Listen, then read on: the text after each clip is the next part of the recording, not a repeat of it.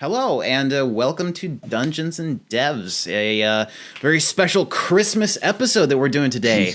We're gonna have a little adventure with our good group that we've got. We have a returning guest and some fun other people here. So why don't we get started with some introductions? Let's actually start with Sue. Sue, tell us a little about yourself, how you got into game development, and a little about what you do. Okay, hi, I'm Sue. I'm currently living in Norway. I'm also from Norway. I got into game dev basically very late, I guess. I wanted to get into game dev when I was a kid, and I was told that it wasn't possible. There was no industry in Norway, and I definitely couldn't work in games. What a silly thing. But then I moved to the UK for a while and ended up in games testing, and I really loved it. And then I moved back to Norway, went into a bachelor's degree, and got a bachelor's degree last summer in June. And I'm now working on a master's degree, so... Cool. Good for you. Awesome. Good for you. How I did. Oh, cool.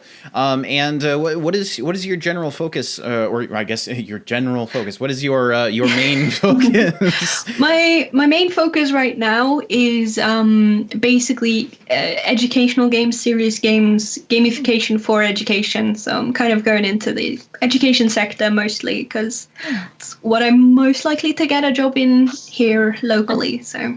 Awesome. That's that my sounds current really focus. Cool. Well, thank you so much for being here. Thank you so much for being on here again.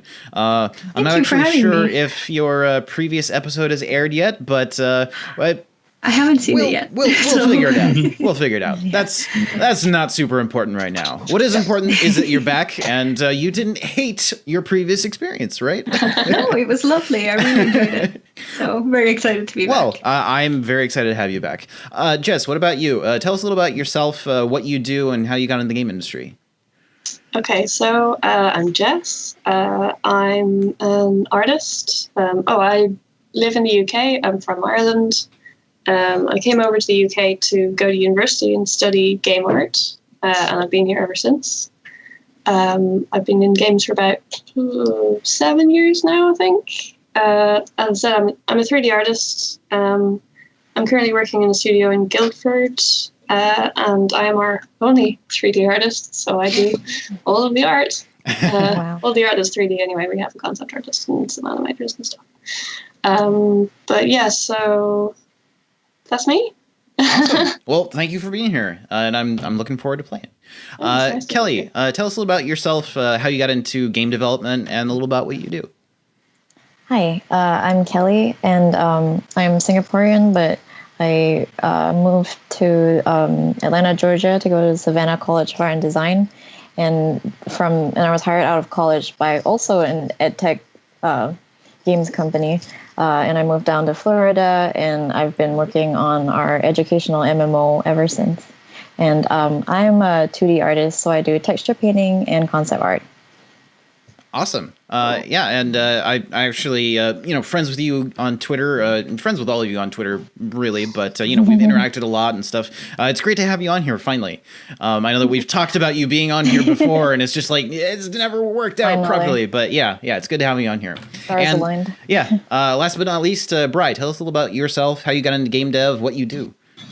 I am, I guess, a visual novel developer at this point. It just economically happened that way, and I'm fine with it. I mean, I like it a lot. We just produced our second IP, our third game, yesterday. Because it was going to come out a week before the winter sale. Thank you. But I didn't want to get buried in that downhill flaming bus of ninjas. That is the Steam Winter Sale. Mm-hmm. And I do Cthulhu dating simulators. That is my that it was our initial series. We want to get into Unreal Engine 4. We want to get into Unity. We're probably going to be making our own visual novel engine in Unity. Because right now RenP's not letting us do really what we want to do. Even though when we made our first game, people were like, you can't really do what you did in RenP. And we were like, oh, okay, I understand that. I see that because it was hard. But nobody told me we couldn't, so we did. All right. And there's somebody at the door. Oh, all right. So we have a special guest. What was that guy's name on Pee Wee Herman? Anyways, That's me. That's who I am. All right. Well, thank you for being here. I'm looking forward to playing with you all. As always, I'm Xavier. I'm a 3D character artist at Insomniac Games. I'm currently working on Spider-Man for the PS4. It's amazing, by the way. Yeah, thank you. Yeah, I'm having a really good time doing it. I'm also looking forward to a nice long holiday break. That's going to be cool. But speaking of development and all of that type of thing, I don't think it would be appropriate to talk to a bunch of game developers and do something without having some game dev related discussion. So this is actually a question that I ask a lot of different groups because there's always a variety of answers. And I think it's cool to get different perspectives on the same question. So that question really is for you guys. If there is a method, like a specific working method, a resource, a practice that you use in your day-to-day life as a developer, what is that thing, and what makes it useful for you in your work? Is there some sort of resource that you use, or a specific type of, say, scheduling that you might use? Does anybody want to start? I have some stuff prepared, but I always love to hear from you guys. Yeah, I'm not a good starter. Somebody else. Well, in that case, I'll sort of kick things off. One of the things that I do on a daily basis to sort of keep my sanity as somebody who is staring at screens every day for 8 hours a day, or eight or more hours a day, is to routinely take breaks. But it's not just like that like Pomodoro timer type thing. One thing I specifically do to make sure that I'm not, getting eye strain, or, make sure that my posture is still good, is to actively get up from my desk and walk away from my computer and just not look at a screen for at least, say, 10 minutes out of every hour. And what that does for me is it allows me to relax, reset my brain. It allows me to go and get a drink of water or something. So the way that I manage to do that, instead of using like a Pomodoro timer or whatever, is to just fill up a nice big water bottle, go to the kitchen, or get that water bottle, go to the kitchen, fill it up, and then drink it over the next however long. And that forces me to actually get up, get moving, keep the blood flowing and stuff, because, just sitting sedentary for a while is not very helpful, because, especially as creative people like we are, you have to keep the blood flowing, and you have to occasionally get different perspectives. And since I work in a pretty large office, I'll often bump into coworkers along the way who have something interesting to discuss, people who will have good feedback on what I'm doing. And I might be able to provide them feedback on what they're doing. So I found that as simple as a thing as it is, it actually helps to keep me refreshed throughout the day, to just do that simple act of going up, getting water, and talking to somebody along the way.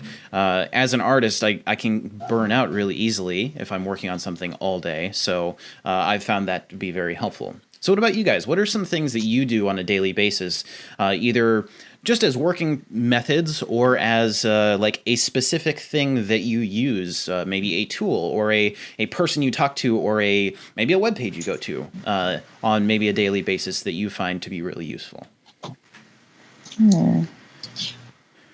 Well, I do a similar thing with making cups of tea, but that's not really very good for my teeth, because I like my tea sweet.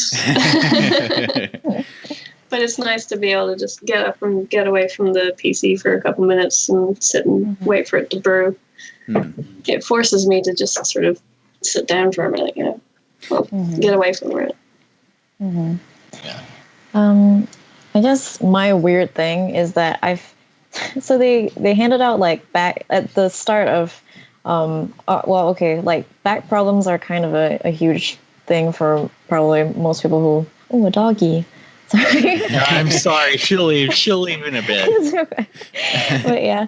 So like they handed out back rests for like a bunch of us who came on at a certain time together, and like for some reason I found that sitting on the backrest instead of like using it as intended, I guess, like helped a lot. And it was just an accident that I found it this way. It's kind of a weird like booster seat type deal.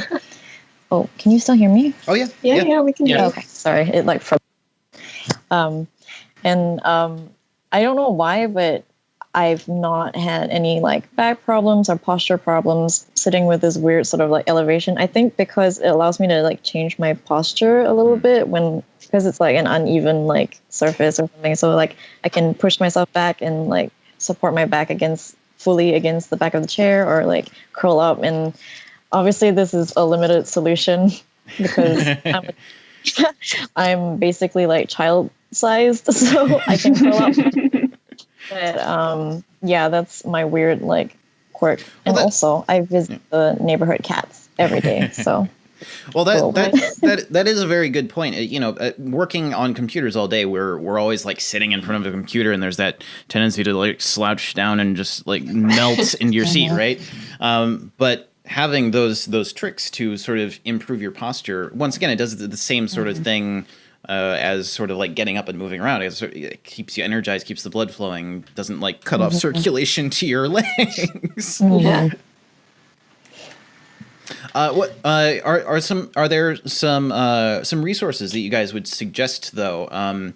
Say for concept art, for example, that you use on a daily basis. Any sort of tools or anything else that you think are good options for people who might be looking to get into game dev, who might not know about those things?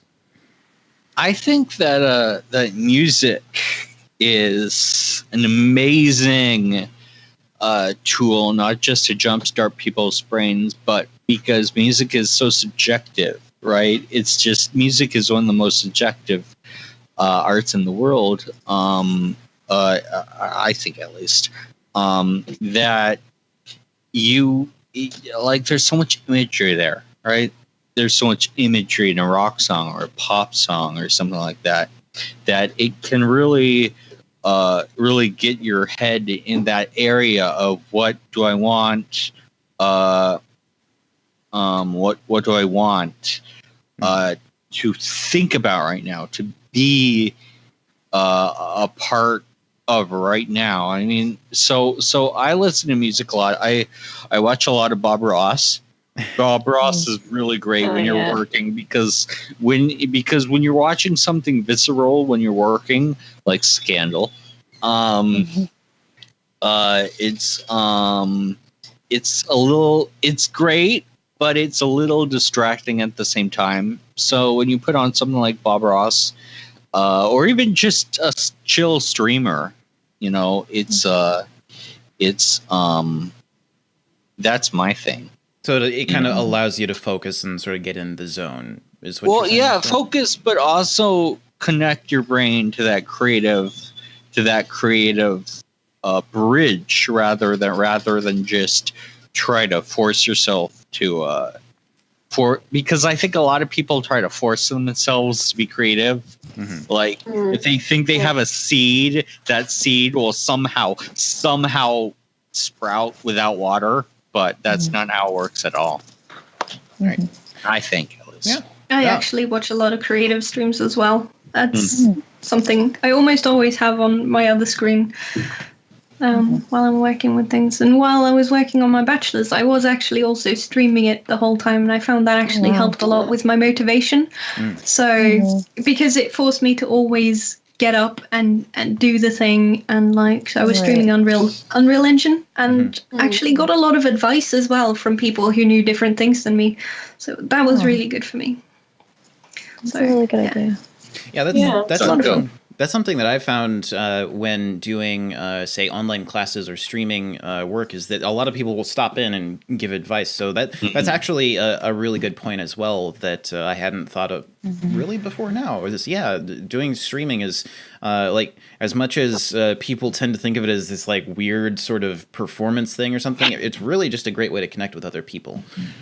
It is, yeah. It's a lot of fun.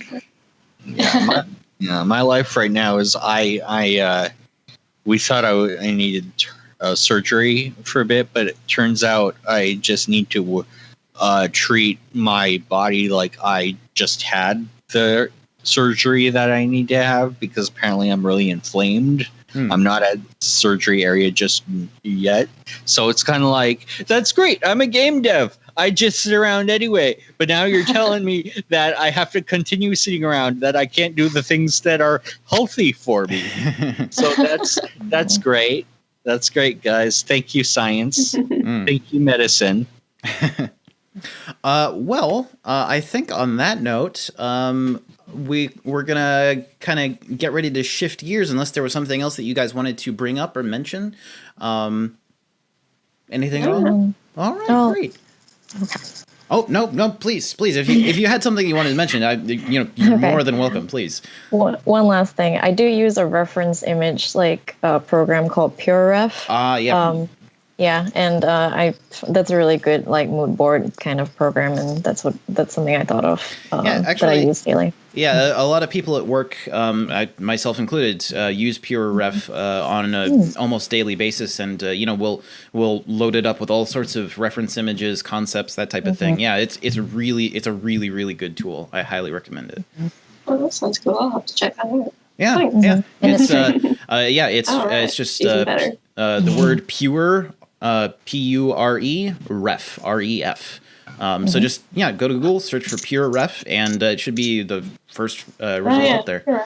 Yeah. And if I can add one more thing, everybody listening to this, you need to buy all our stuff. Just buy all our stuff. Yes. Go to all of our websites and stuff. Just buy my game. Please buy my game. Yes, buy my game when it comes out, whenever it's coming out. I don't even because know nobody's going to buy an Insomniac game, right? Whatever. Well, regardless, put Sunset on PC. I'll see what I can do. I'll jump right on. Yeah, you personally, personally, Xavier. Yes, tell him to do it for me. Well, with that, I think we're about ready to get into our little game of D&D here. You guys ready to get started? Yeah. Yep. Alrighty. So I think we'll start off first by just going over what type of character you guys are going to play. You don't even have to get into like specifics of a personality or anything like that. You don't even have to come up with a name. I'm just going to be calling you by your actual real person names because I'm terrible with names anyway. So you don't even have to come up with a name if you don't want to, but you're more than welcome. I spent all day writing this backstory. Oh, well, that is absolutely perfect. It'll just help you get more into the game. And I do tell people generally when I'm playing D&D with them, if I'm DMing, I have two guidelines. One, well, it's not just a guideline. It's something that I strongly prefer that you do because it speeds things up. Just refer to yourself in the first person. Say, I want to do this. I want to do that. I am going to do this. I'm going to use my skill, blah, blah, blah, blah. Just makes things a little snappier, makes it go quicker. And the second recommendation, which is just a recommendation, you don't have to do this, but I have found that it makes things a little more fun, is if there is a stupid decision that your character would make in a given situation, make that decision. Make the bad decision, because it's always more fun when bad things happen. But with that, let's get to figuring out what type of characters we're looking at here. Sue, what about you? What kind of character are you going to be playing during today's session? I'm going to be playing a half-elf bard. It's my second game of D&D. And I've always had my eye out for bards. Yes. So Bards are so much fun. Very exciting. Oh, I love bards. I have no idea what I'm doing. that is but absolutely I did draw perfect. Myself. Oh, awesome. That's so cute. Oh shit. Oh my god. Oh my god, I'm your best. I'm gonna be your best friend now. All right. Well, I love bards, and I'm so happy that we have one in our party. Jess, what about you? What kind of character are you going to be playing during today's game? So I just used one of the pre-made sheets, and I noticed that the paladin is a half-orc. And I was like, that's really interesting. How did that happen? So I'm going to be playing Durka Brightspear, a half-orc paladin, who has done some terrible things in her past and is now atoning for them by following the light of righteousness and all that. Sounds pretty sweet. I dig it. I like it a lot. Kelly, what about you? What kind of character are you going to be playing? I'm playing a gnomish rogue, and she's just like a sneaky trickster kind of character, kind of two-faced, I guess. Amelia Sad Whistle. Amelia Sad Whistle. I dig it. Name. I dig it. Bryy, what about you? Oh God. Okay. I also made a character drawing right now because I was challenged. It's this little guy right here. If you can see him. Wonderful. I can tell he's now. And yeah, I resisted calling him Chris Avalon because Chris hates elves. But okay, Harrison Puckerwiggle is a high elf conjurer. He's going to be playing the utility caster. Mm-hmm. Because I wanted to play a utility character because I'm normally a comfort zone character like a warrior or something or druid, and I originally wanted to do one of my characters, but that was sort of like a werewolfy guy, and like it was like this was more like just a 3-hour game, so I was like, I'm gonna just do a pre-made. So Harrison Puckerwiggle is who I am rolling with. All right, I dig it, and that's actually one of the things that I really enjoy about these one shots is we're playing for 3-4 hours at the most. You can just bring up something really crazy. That's what I do all the time because I'm on the other side of that GM screen really. And so I get to do all the crazy stuff, and I really encourage you guys to do the crazy stuff as well. But so if you guys are ready to go, I think I'm ready to get started. Yeah, I'm ready to go. Alrighty, so. Y'all got your dice? Okay, yes. So we have a bard. A bard. Nice. I already forgot what you two are. Oh my god. Paladin. You're the paladin and you're the rogue. Yeah, that's right. Okay, so we have pretty well rounded. Okay, sorry, go on. Sorry, I was just thinking internally. Oh yeah, don't worry about it. 1 second, and alrighty. So, winter in the city of Vilmire. It's bitter cold, especially since Vilmire is a coastal city. It gets both snow and the bitter cold of the winds coming off the ocean. It's a terrible combination, especially on some of those avenues that come through the city all the way from the docks. They just act like wind tunnels, blowing snow and sleet all down the streets, turning the normally muddy roads into just slippery messes of mud and ice. It's fucking cold, you guys. It's really fucking cold in Vilmire. I was waiting for the first F-bomb to drop. And as members of the Adventurers Guild, you guys are lucky in that every day you have someplace warm to sleep, to if not call home, then at least someplace that you can retire after a long day of adventuring, or in your case, being fairly low-level members of the Adventurers Guild. Probably not adventuring, probably doing things like being bodyguards, or maybe lifting some heavy crates, because honestly, you're low-level members, and things are kind of shitty for low-level members of this guild.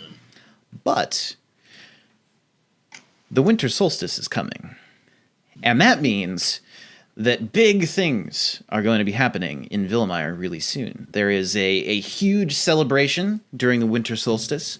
There is gift giving. There are stories of various stories from various cultures of supernatural beings who deposit gifts. There's all kinds of stuff like that and across the world. But really, at this point, it's all about business.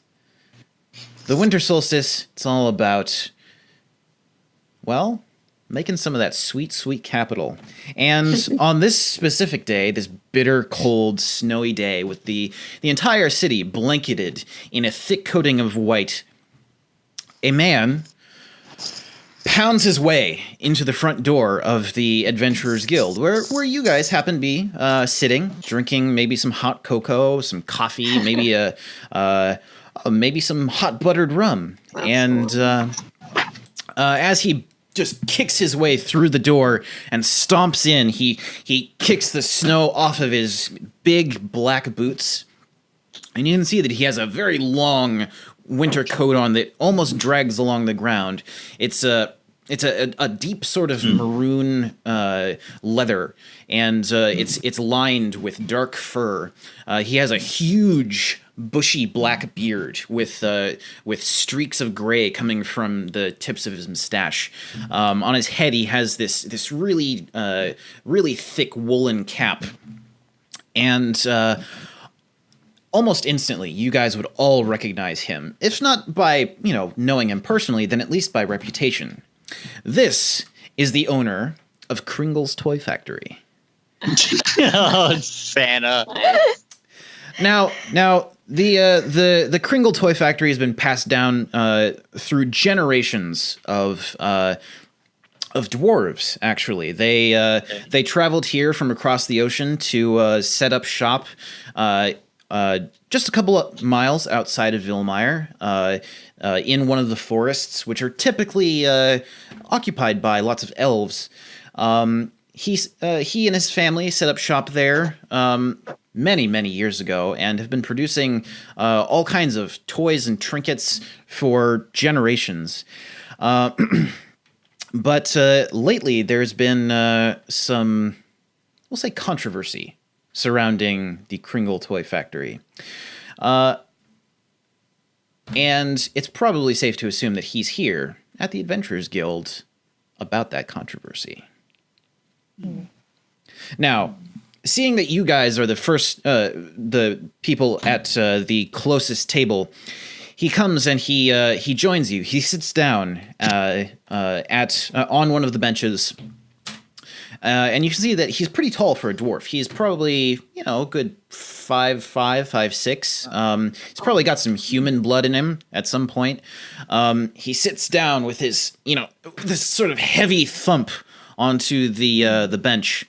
He leans forward, almost conspiratorially, looks at all of you with your steaming hot beverages, and says, "Well, it looks like I've found my security. How much? How much to hire you?"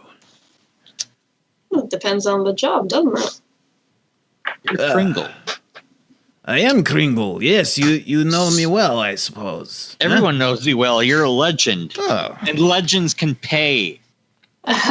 Well, right? That's Now why I I'm ask interested. how much. You know. Yeah, I'm just setting the stage that it's not gonna be light. Well, what kind of security is it that you need? Well, my existing security for the factory have noticed that over the past few weeks, especially at night, some strange shape has been prowling around in the woods just outside the factory. It's very large, almost 10 feet tall. One of the folks on the security team disappeared just last night. I That's suspect concerning. he's been killed or eaten or something. There was a huge hole in the fence around my factory, and there was a streak of crimson in the snow. I think I think this creature was responsible. And I need capable people to come and help. People who are not, rent-a-cops. People who are not, just swaggering assholes with sticks. I need people with real weaponry, real experience. You think you can do this for me? For the right amount of money, yeah. Oh, this sounds like something you can do whatever you want. Yeah. Can I pull slap my cocoa? Can I pull better to do? Can I pull the? I'm sorry if I spoke over, but can I pull our resident paladin aside? Mm-hmm. Talk to them a bit. Yeah. Okay. I'm just gonna I already let them know that it's gonna be high. I'm not sure what you guys are gonna if you guys are gonna dispute that or not. Sounds like this thing has killed. So it's sounding like we could probably. I don't want to use the word fleece this man, but we could probably now we're talking him, right? What does your paladininess say about that? Well, if you're thinking I might object to the idea of fleecing someone, then you might be right. Yeah.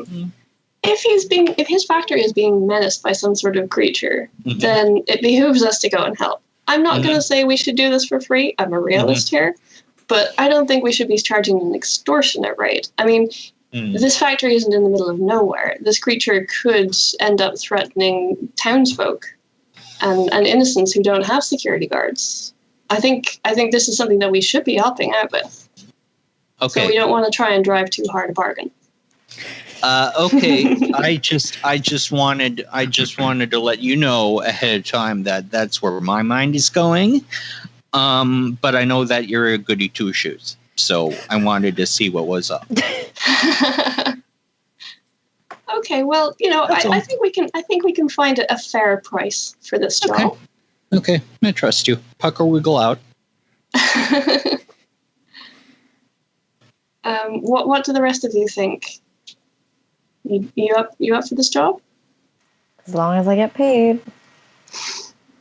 I think we can negotiate something. Okay, let's do it. All right. Well, I'll say to Mr. Kringle, this sounds like something that we can help you with. We're happy to negotiate what kind of terms you have, what reward there might be for us putting ourselves in the line of danger. But we want to help. All right, sounds good. So here's what I'm thinking. You come with me. You scope out the grounds of the factory, figure out where you might kill or trap this creature, and then maybe we discuss terms of payment later on. Do we get like a deposit, maybe? For costs on the job, just, a little pre-severance. Yeah. I don't think pre-severance is a thing. How about this? I offer you deposit now, 250 gold, and then a remainder when job is complete, for a total of 2,000 gold. Huh? Yeah, okay. That sounds fair to me. I'll do. Yep. All right. Okay. So, you want to come now? Let's go. My mace is always ready. I finished my cocoa. All right. Good point. So finishing up your toasty warm drinks, he actually joins you. He pulls out a little flask from his jacket and sips at it, taking a couple of hearty swigs, and then once you've all sort of collected yourselves, gotten all your gear and items together, you sign out on the little ledger that keeps track of everybody who's going off on jobs, and you join him out on the street. And there, out on the snow-covered slightly muddy, icy street, you see a huge sled with actually 3 rows of seats on it being pulled by massive draft horses. They're easily the height of their backs is easily 6 feet off the ground. They're the biggest horses you've ever seen, and all of them, every single one, is pure white. And you all load up into the sled and start working your way out of the city. And as people see this huge sled pulled by even huger draft horses, they all just instinctively get out of the way. Some small children actually point and they're like, "Oh, it's Mr. Kringle." And you guys work your way out of the city, off to the west into the woods, heading off towards the direction of Kringle's toy factory. It takes a little while to get out there. The ground is completely snowed over, and most of the snow is very thick, especially outside the city walls. But a couple hours later, winding through the trees and occasionally getting stuck on, say, roots and rocks and such, you do make your way to the path that leads back to Kringle's toy factory.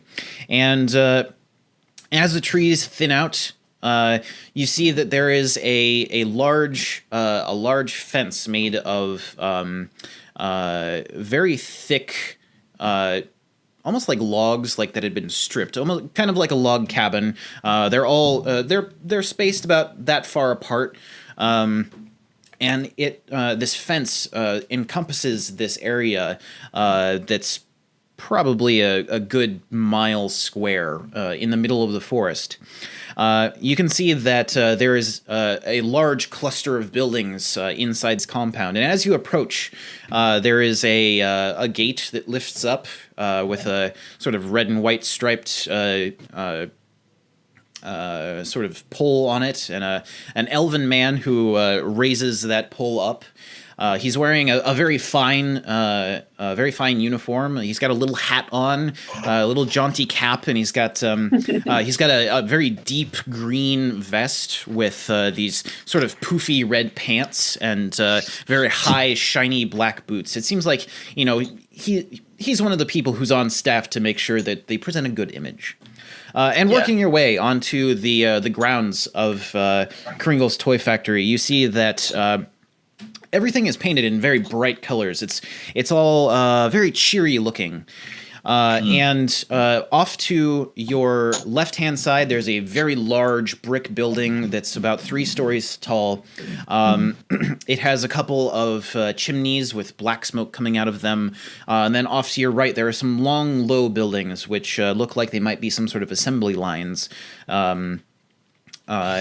And then far back, you can just barely see that there are some, between these 2 buildings, there's sort of a large avenue. And farther back in this compound, you can see that there are small huts that look like, almost like barracks or something along those lines. And as you work your way into the grounds, the gate closes behind you, and then a couple more guys, also elven men, dressed very similarly to the guy who raised the gate, actually swing closed 2 large doors in the fence, made of the same materials, the same long wooden logs, and then they bar it and put a very large padlock on the board that goes across, one on each end, really, to sort of lock it in place with these iron brackets. It seems they're making sure that no one is going in or out through that exit. Okay, so may I ask one question? Sure. You may have already said this, but my short-term memory is always weird when I have medical issues. Sure. So I apologize for that off the bat. Okay, so how wide across is the gate again? It is maybe 10 feet across. Okay, cool. That's all I needed to know. Yeah, like 10 feet, 3 meters, something like that. Yeah. Okay. All right. So as the sled slowly pulls up to the large brick factory building, Mr. Kringle pulls on the reins and stops just outside a door and dismounts from the sled, and without even turning back to look at you guys, just walks up to the door and pulls it open and walks inside. It looks like it's probably the main office for this building. Okay. Mm-hmm. So I'm gonna hurry after him because it's cold out here. it is very, very cold. Yeah, I follow. All right. Yeah. Yep. I'm always in back of the tallest person next to me because I do not fight. All right. Well, So you'll And I'm probably a be right high behind elf. me then. So I'm a bit of this as well. So following him into this building, what you're immediately struck by is the heat. It's very, very warm. It's almost like this building has has so much heat being produced in it, not just by like, oh, there's a fireplace, but by like the entire thing is way warmer than you would expect for any building, even to be heated during the winter. And walking in after Mr. Kringle, he leads you down a short hallway. There's a door at the end. It's a bit dim in here. And off to the right, he walks into a room with an open doorway, sits behind a desk, and it's almost as if he realizes that you're there. He's almost as if he's completely forgotten that you were there. Almost as if he's We just exist. yeah, he's forgotten you exist almost. And he, as he's sort of like putting his boots up on the desk, he starts a little bit, and then he's like, "Oh, right, yes, oh, all right. Well, yes, you're here to help. Yes, that's right. And you realize he was like pulling a drawer open. It looks like there's probably a bottle of something in there that he was leaning back to get. And he sort of pushes it closed again and says, "Right. Yes, okay. So, we need you to figure out what exactly this creature is and stop it. You have full run of the camp, though I would suggest avoiding some of the huts at the back. The workers can get kind of crotchety this time of year. You know, they're working long hours. It's a busy time for them. But if you want to talk to the head of the guard, he is in the office, just in just down the hall. Meanwhile, well, I have work to do." And he sort of reaches back down to the drawer. Work today. Santa's a lush. I'm not really surprised. It's a hard job, right? Yeah. I would like to go to the head guard's office. Okay. Just, Yeah, where's that? That seems like a good place to I'm start. just, guys. I'm gonna check on a few things. I'll be back. Okay. Oh, you want to go by yourself? You guys can come if you want. I was gonna do my own shit. You guys can do whatever you want. Yeah. Yeah. I stopped talking because it gets incredibly awkward. So. Okay, well, I think talking to the head guard would be a good idea. So, Mr. Kringle, we'll let you get on with your very important work, and we'll take it from here. We'll do some investigation. Very good. Now, please close the door on your way out. Wait, there's no... Oh, God, I keep forgetting. Oh, I hate this new office. Anyway, yeah, okay. Yeah, just... You go. Yes. Walking just back down the hallway, there's a doorway. This one does have a door, and it just says it's got a window which it's frosted, and it says it just says operations painted on the door, and turning the handle, it swings open, and you can see that. There are a couple of people in there. Also, both elves, also dressed very similarly. One actually has he has a white vest on instead of a green one. But aside from that, his all of his various accoutrements are the exact same as everyone else's. He's a fairly tall gentleman with very, very light hair that's kind of slicked back and put into a very tight ponytail. And it looks like he's just flipping through some sort of ledger or something right now.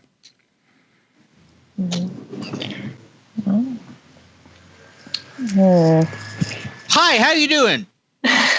He kind of like starts and he like looks up at you and he's like, oh, I didn't realize we had visitors today. I'm sorry.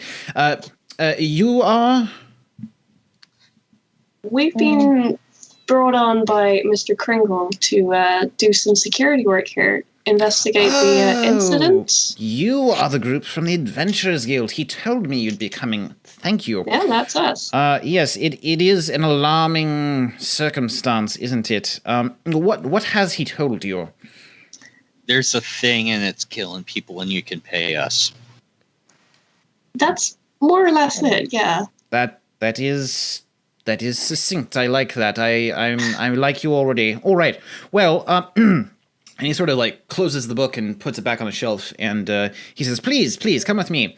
And he leads you back out the door where you guys came into this building, and he starts leading you across this compound, directly on the other side of those buildings that look like the long, low assembly line type of buildings, and sort of tramping through the snow, he starts explaining what's been going on. So over the past few nights, we've had our night watchmen have noticed that there's been some sort of shape moving about in the woods just outside our fences.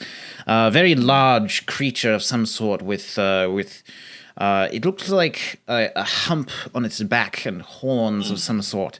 We haven't been able to get a good bead on what it is exactly, but we think that it might be trying somehow to get in and, well, actually it has gotten in. One of our night watchmen was going to investigate, and it broke through the fence, and it would seem, it dragged him off into the woods. He hasn't been seen since. And there was a streak of what looked like blood in the snow where he was dragged through the fence. And as he is saying that, you guys find yourselves walking up to a section of fence which is currently being repaired by a couple of very similarly dressed elven men. And it looks like they are just putting the finishing touches on looks like 3 different logs that have been assembled and put up to join the rest of the pieces of the fence.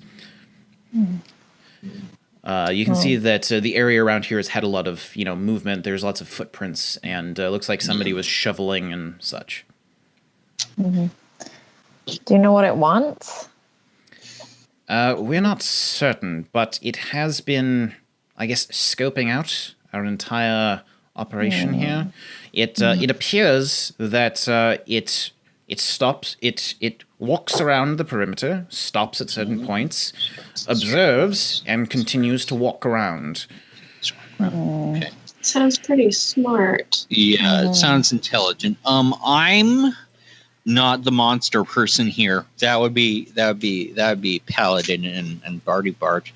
But I would just like to know where it broke in. Does it seem random, or is there a reason why it would choose this area of the fence to break in?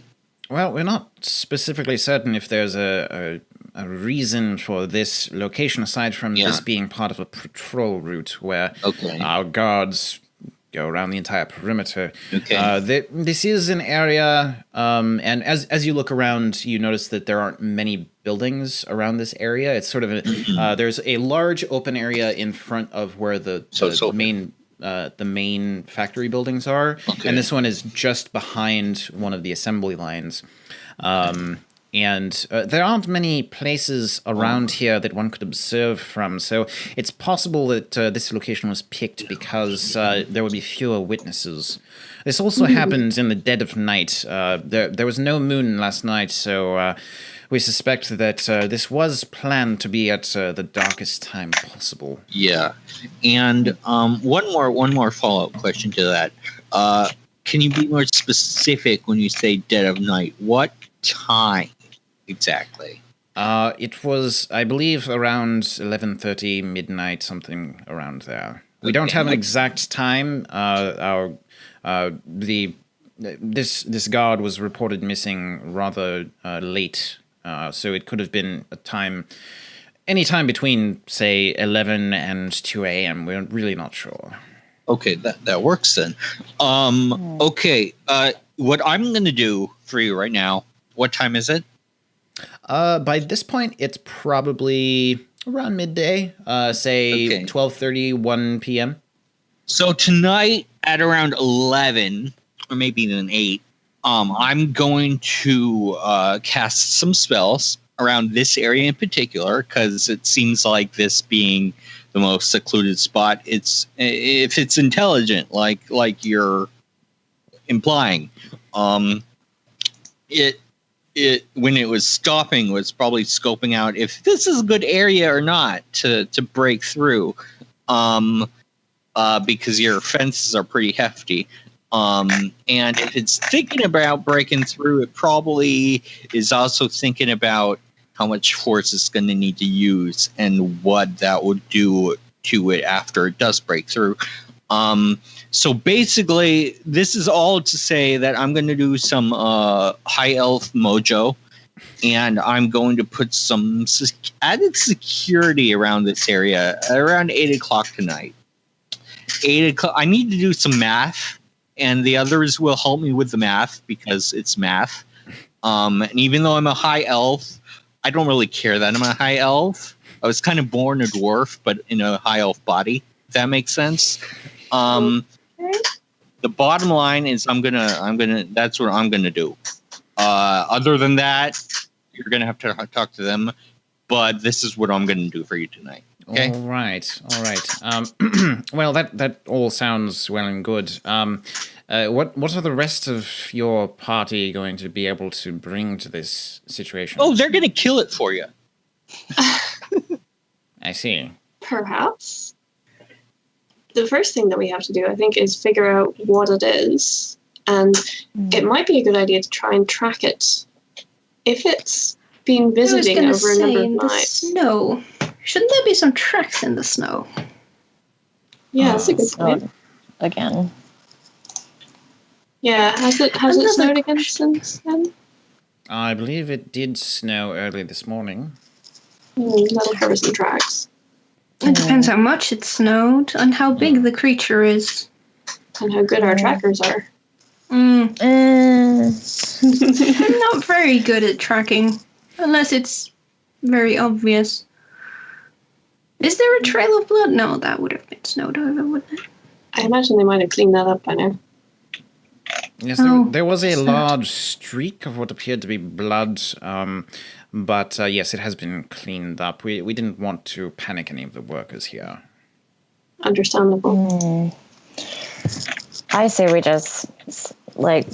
just chill here until it's nighttime. We'll probably come back, and we just kick it with Kringles and his giggle juice for 4 hours. Wait, what time is it now? Whatever, we'll just drink the day away. It's fine. All right. Should we at least skulk around a little bit on the outside of the fence? That's what I'm thinking. Nearby? Okay. Maybe just around the corner, could slap it, get this done with. I'm good with the giggle juice. It's just I gotta do shit later. So, so this thing doesn't, escape like your killy swords. So I better not be inebriated. Not to say that I don't want to. I really would like to. I really would like to. Yeah, whatever. Don't rub it in. Don't rub it in. I think we should scope out the outside if we can find any kind of trail that it would have left coming to or leaving this compound, that could be pretty valuable in not only finding where it is, but figuring out what it is and what we're up against here. Fair. So that's what I'm going to do. Mm. Yeah, sure. You guys can follow me? I'll follow. I'll go along. I'll go along with the ride. Okay. I'll start wandering up towards the fence, just looking around. Okay. Is there anything you wanna take a look? Is there anything specific you're trying to look for? Or are you just trying to? If there's any, like, I don't know, Claw marks, maybe? claw marks, yeah, anything that looks obviously. Yeah. Do an investigation check. Okay. Oh, I don't have any dice. I'm gonna have to use the random generator, I think. I'm going to make an investigation check, even though that is not my strong point. Okay, 60 feet. Oh, 15. Nope. 16, you said? 15. 15. Yeah, looking at the looking at the fence and the sort of sections around where they're replacing things, it does appear that there are some sort of scratch marks that look like they might have been sort of from something that was dragging back towards the outside. There are little bits of wood that have sort of curled off, and there are some gouges. They don't look very large. It looks like the areas around were not the main focus of whatever was trying to destroy this section of fence, but there is a little bit of scratching. Additionally, there is a teeny tiny bit of just a tuft of kind of grayish brown fur down towards one of the lower areas of the fence. Can I? No, wait, that wouldn't do any good right now. Okay, sorry, never mind. Ooh, so it's fluffy? I like fluffy things. Something tells me you're not going to like this fluffy thing when we find it. No, we'll see. Can I touch the fur? Can I feel it? See what it feels like? Yeah. Okay, do you think I'm going to do that. we could drag that elf away to be friends? It feels like fairly soft fur. Something that might be like almost like a rabbit pelt or something like that. That same sort of texture. It's very soft and feels like a winter pelt. Do I get any sense of the hide or no? No. There's Okay. it's just a tiny bit of fur, and that's all. Okay, that's all. Okay. I give it to the paladin, like, you might want to bag this or whatever. I'll put it in my backpack. I just If you need it. give it to her. I'm not exactly a forensic investigator here. I know. I just good thing though. Like, why not? Why not? All right. Well, I'm like shall following. I'm following the party, but not too interested. I'm pretty lazy, so I'm just letting them do all the work. You're just hanging around for when the stabbing starts, right? Yeah. So what are you guys doing? You want to wait a few hours, get some giggle juice in your bodies, and just hang out for a bit? I don't cast and I don't drink and cast, so I'm not going to do the giggle juice like I said. Okay. I can drink and cast. That's why we love you, Barty Bart. That's why we love you. All right. Well, let's sit and wait and see if anything turns up this evening. Okay. So you guys do, yeah. You wait for a few hours. Every few hours there is there's a ringing of a bell to signal shift change in the factory, and waiting inside one of the offices. You guys do. You would see out some of the windows that the workers come out of the assembly line, and ones from the sort of shacks and huts at the back end of this complex sort of filter in. Everyone is dressed almost identically, and you see that every single one of them is some form of elf. There are elves. They seem like they're mostly from the forest around here, of various ages, both men and women. It seems like most of the security staff are men, and then there are a lot more women and younger elves in the like the assembly line worker groups. Some of them even appear to be maybe like 15 or younger. And they all just sort of filter in. Everyone's wearing the exact same clothing, that sort of green vest with the poofy red pants. And there are occasional people who come into the building that you guys are in wearing a little bit heavier, sort of padded clothing. And some of them actually have sort of cloth masks that they have like almost like a bandana, except it looks like it's been specifically made as opposed to just like tied around. And some of them come in holding or wearing very heavy, thick gloves that come up all the way to their elbows. They have much heavier boots on, but they still look very like well kept in general. It seems this building is primarily a forge and metalworking facility, and then the other buildings are for things like assembly and maybe things like woodwork or other types of things that don't involve a lot of heat. Can I just ask the group? Okay, when it gets to 8, I'm gonna do my thing outside, and then I'm going to talk to the chief of beating stuff up. If alarm goes off, it's this whatever the thing is. It's in again, and you guys have to go kill it.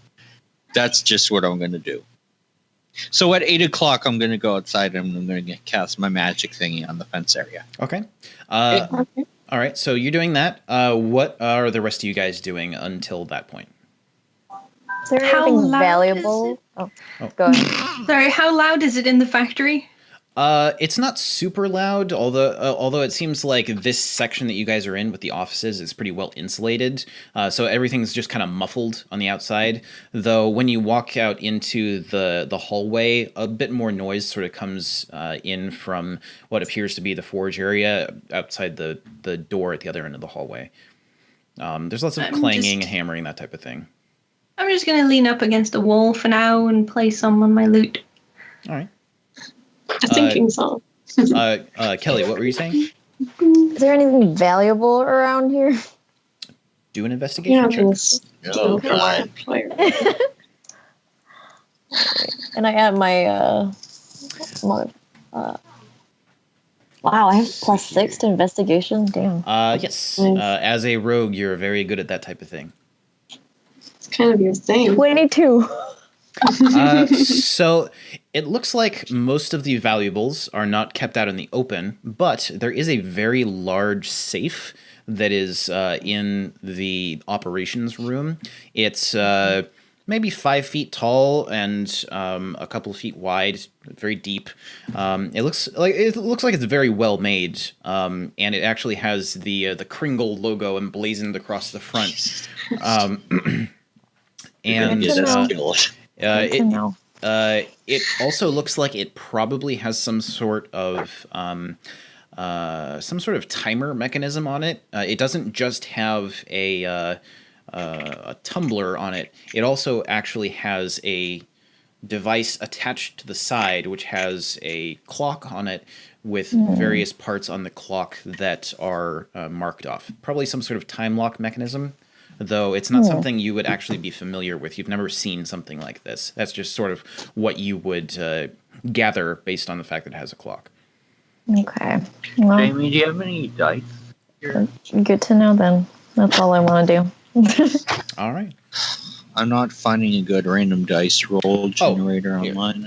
All right, so we're back. Just had a bit of a dice issue there. No problem. But let's get back into things. Where were we? I believe some people were looking around for valuables. Someone was playing their jaunty little lute. And someone else wanted to go and cast an alarm spell. Yeah, is that correct? At 8 exactly. I'm going to cast an alarm spell within the circumference of the area where the Krampus or not Krampus broke in last night. All right. So yeah, you go over there and you have the area alarmed. Is there a what sort of specific trigger do you want to have for that spell? 60-foot alarm, not mental. I want everybody to hear this thing if it comes in again. Okay, and so with the alarm spell, you can pick who. Well, I guess. Yeah. Yeah. No, I'm not doing mental. Yeah. So. Okay, yeah. So yeah, I'm not doing mental. Yeah. Sorry about that. I was getting it confused with another thing. It's fine. Yeah. No problem. So yeah. So around 8, you do go out. You're able to successfully cast it. It's dark by now and it is bitter cold. But over the next few minutes, you do manage to successfully cast this spell. It is, let's see here. How long does it last? 8 hours. Okay. That's why I did 8. Because if this thing is killing between 11 and 2, yeah. 8's fine. So, just so you're aware, the sound of the bell that goes off when the alarm spell is triggered is only audible to within 60 feet. Yes. Now, the assembly line buildings are pretty large. They're much larger than 60 feet. And then the gap between the end of the assembly line building and the actual fence is about 20 feet or so. So anybody who is within that 60-foot radius, even if they were inside the building, probably would be able to hear it. But just FYI, you won't be able to hear it unless you are within 60 feet of it. Yeah, okay. I want to find the head of security and tell him what I did and tell him about the whole deal with you got to have patrols or bait or something within that radius. And then I want to find Paladin. Right. Oh. What do you want Are me we for within range to be able to hear that inside where we are? You would not currently be within range. This is exactly what I'm going to go to. It sort of goes large forge building, assembly line buildings, which are quite long. They're probably a good 120 feet long, and then about a 20-foot, like forge. 10 meter or something like that gap between the end of the assembly line building and the large fence. Okay. Okay. I want to find Paladin. Right here? Okay. So here's what I'm thinking. And tell me if the others are going to have a problem with this or not. I don't really care. I'm just making small talk. So we've got a 60-foot range on the spell I just cast. I'm thinking we have Bard, and do I know what spells Bard has, or what affects the songs Bard? Do an intelligence check. Intelligence check. Okay, my intelligence is shit. I just got out of it. I just got out of my thing. Okay, so wait, no, my intelligence is 16 plus 3. Okay, so that is. So roll a d20 and add 3 to that. Okay, so roll a d20. Rolling. Roll. Okay, it just says 1d20. It doesn't. It's come up there. Yeah, it comes up in the little chat window. Oh, in the window. Yeah. So for the first roll that you did, that was a 14. The first roll. The first roll. Okay. Yeah. So yeah. Okay. Sorry. You would probably be vaguely familiar with a lot of spells that bards in general know. Okay. I mean, you don't necessarily know exactly what your bard friend has prepared or anything like that, but you would know some of the spells. Some of them are common between yourself and bards. Okay, so Am I within hearing range of these guys? Yeah, that would depend on if you actually wanted to go out with them. Otherwise, you would still be in the office just playing your lute with your rogue friends. I don't know where the paladin was at the time, so I have no idea. I was hanging out with you guys, but our wizard sort of took me aside for a chat, so I don't think you're within earshot of what we've been talking about. Yeah, because... Well, I'll probably have kept an eye on where you went, because I wouldn't have... Yeah, I think we went to sort of go and look at the area that he cast the spell on, so we're down the end. All right. So I'll say I trailed behind them, probably. Okay. Okay. Sorry. Sorry, Ken. Sorry. There's no eye shot of the area, the broken fence area from the office. Not from the office. No, the assembly line buildings are between the office and the fence. Okay, I guess I reluctantly leave the warmth of this building and follow them. All right. Okay. Yes. No, you go on. I'm sorry. I keep interrupting Juan. I'm sorry about that. Yeah. So you guys head over there. Sort of chatting the whole time. And as your friend is casting this alarm spell, is there any sort of preparation or anything else that you guys want to do while he is getting that set up? I can't do traps, can I? I can't make traps. I can only disarm traps. I mean, it would depend on the type of trap you're looking to make. I mean, you could make a simple trap like, oh, here's a thing hanging from a tree that I let go of. That's just a fairly simple type of thing to construct. But as far as something like a pressure plate or something like that, you'd need more advanced materials. Okay. Never mind then. Too lazy. Okay, here's my thing. I like our rogue. Our rogue is a fine addition to the team. She's a little lax. So I wanna talk to you first, Pally, about what you think we should do. We've got so we have a 60-foot range on this thing. It will hit any alarm is going to hit the forge, right? The alarm spell would go as far as one of the assembly line buildings, but not as far as the forge and the office. Okay, the assembly. Yeah. I got it mixed up. So any alarm is going to hit the assembly. Yes. The assembly is noisy, but I'm thinking we have stealth on our side here. If the alarm goes off, I'm thinking either the thing might be disoriented or we just will have the surprise whatchamacallit on our side. Are there people in the assembly building right now, or is it like they're after hours? Actually, it seems that the shifts are rotating and they go throughout the entire day and into the night. Wow. They work all night, huh?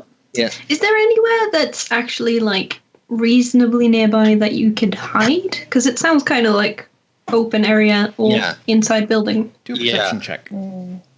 That's where I was going to. What's my perception?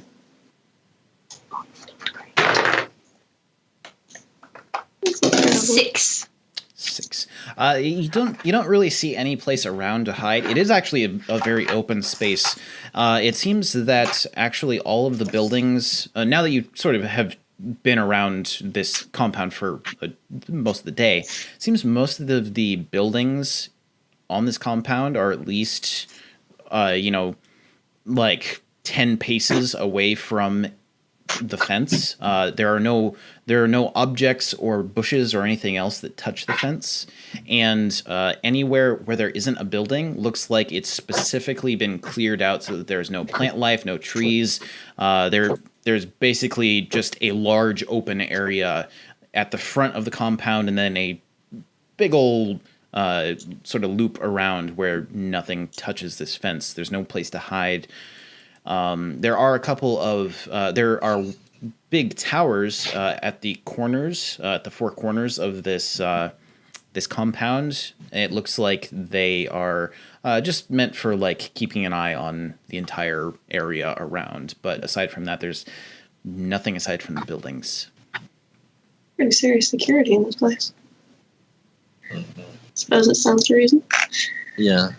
I just think we need somebody on our team who isn't me.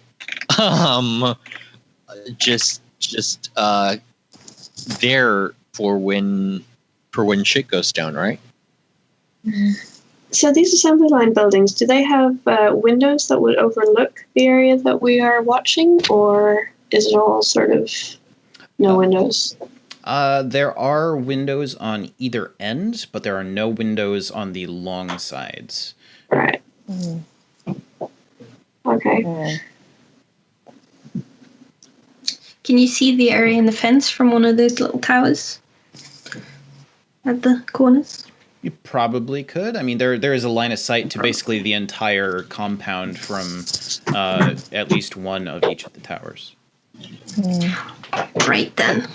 I would suggest that one person stays down here with the fence and the rest of y'all go up in the tower. Okay. I don't mind staying, but I'm not the sneakiest of people. So... You know who is the sneakiest of people?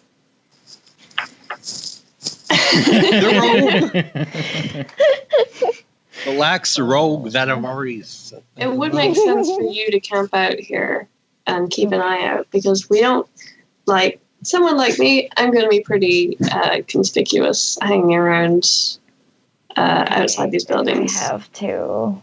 You can get you some blankets to stay warm. Maybe something to, keep your insides warm. I'll cast prestidigitation on her clothings to make them warm. That's a good idea. Oh, that's a good trick. All right, yeah. So as you cast prestidigitation, Kelly, you do feel that your clothing seems to get a lot warmer, just head to toe. All of it just seems like warm to the touch. Not warm enough where you start to sweat, but warm enough where you just feel like a bit cozy, snuggly. Actually. Yeah, kind of snuggly and nice. All right.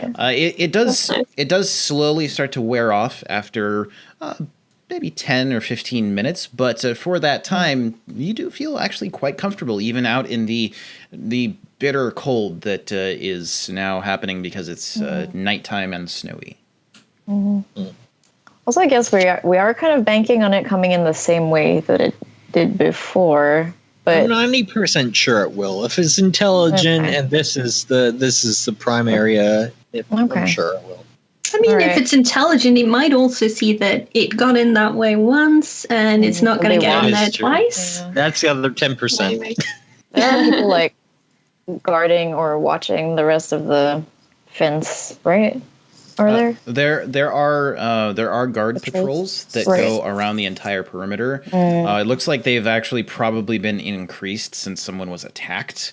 So there are actually groups of 3 people who make a circuit around the entire camp. It looks like there are 4 groups of 3.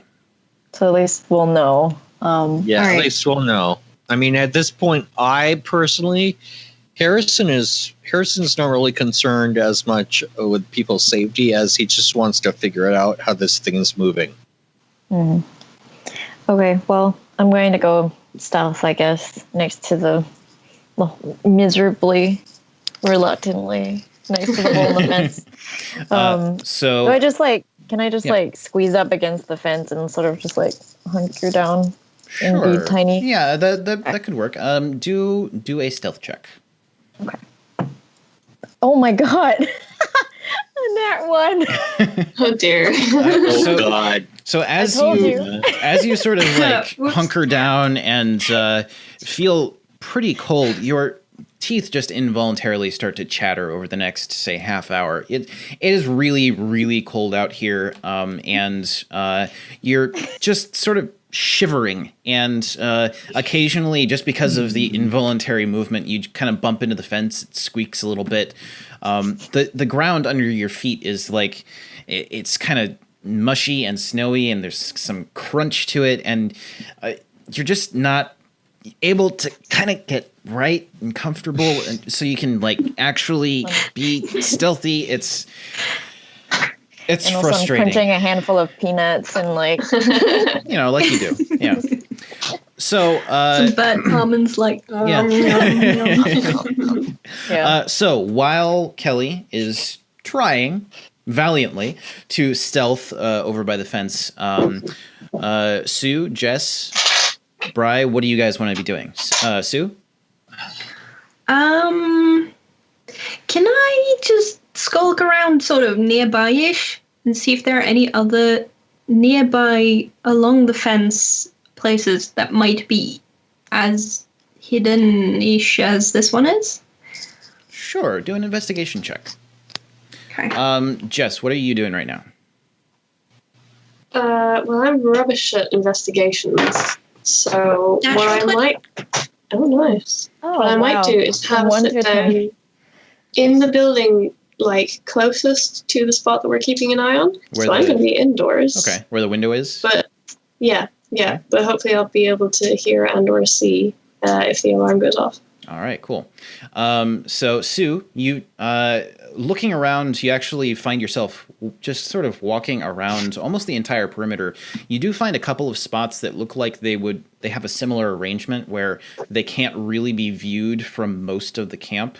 One of them is on the other side of the forge building, and another is towards the back of the compound, where it looks like the latrine building is. There's sort of a centralized building, and behind that, it seems like it's slightly closer to the fence than most of the other buildings, and it looks like that would probably be another area where it might have a similar situation or setup.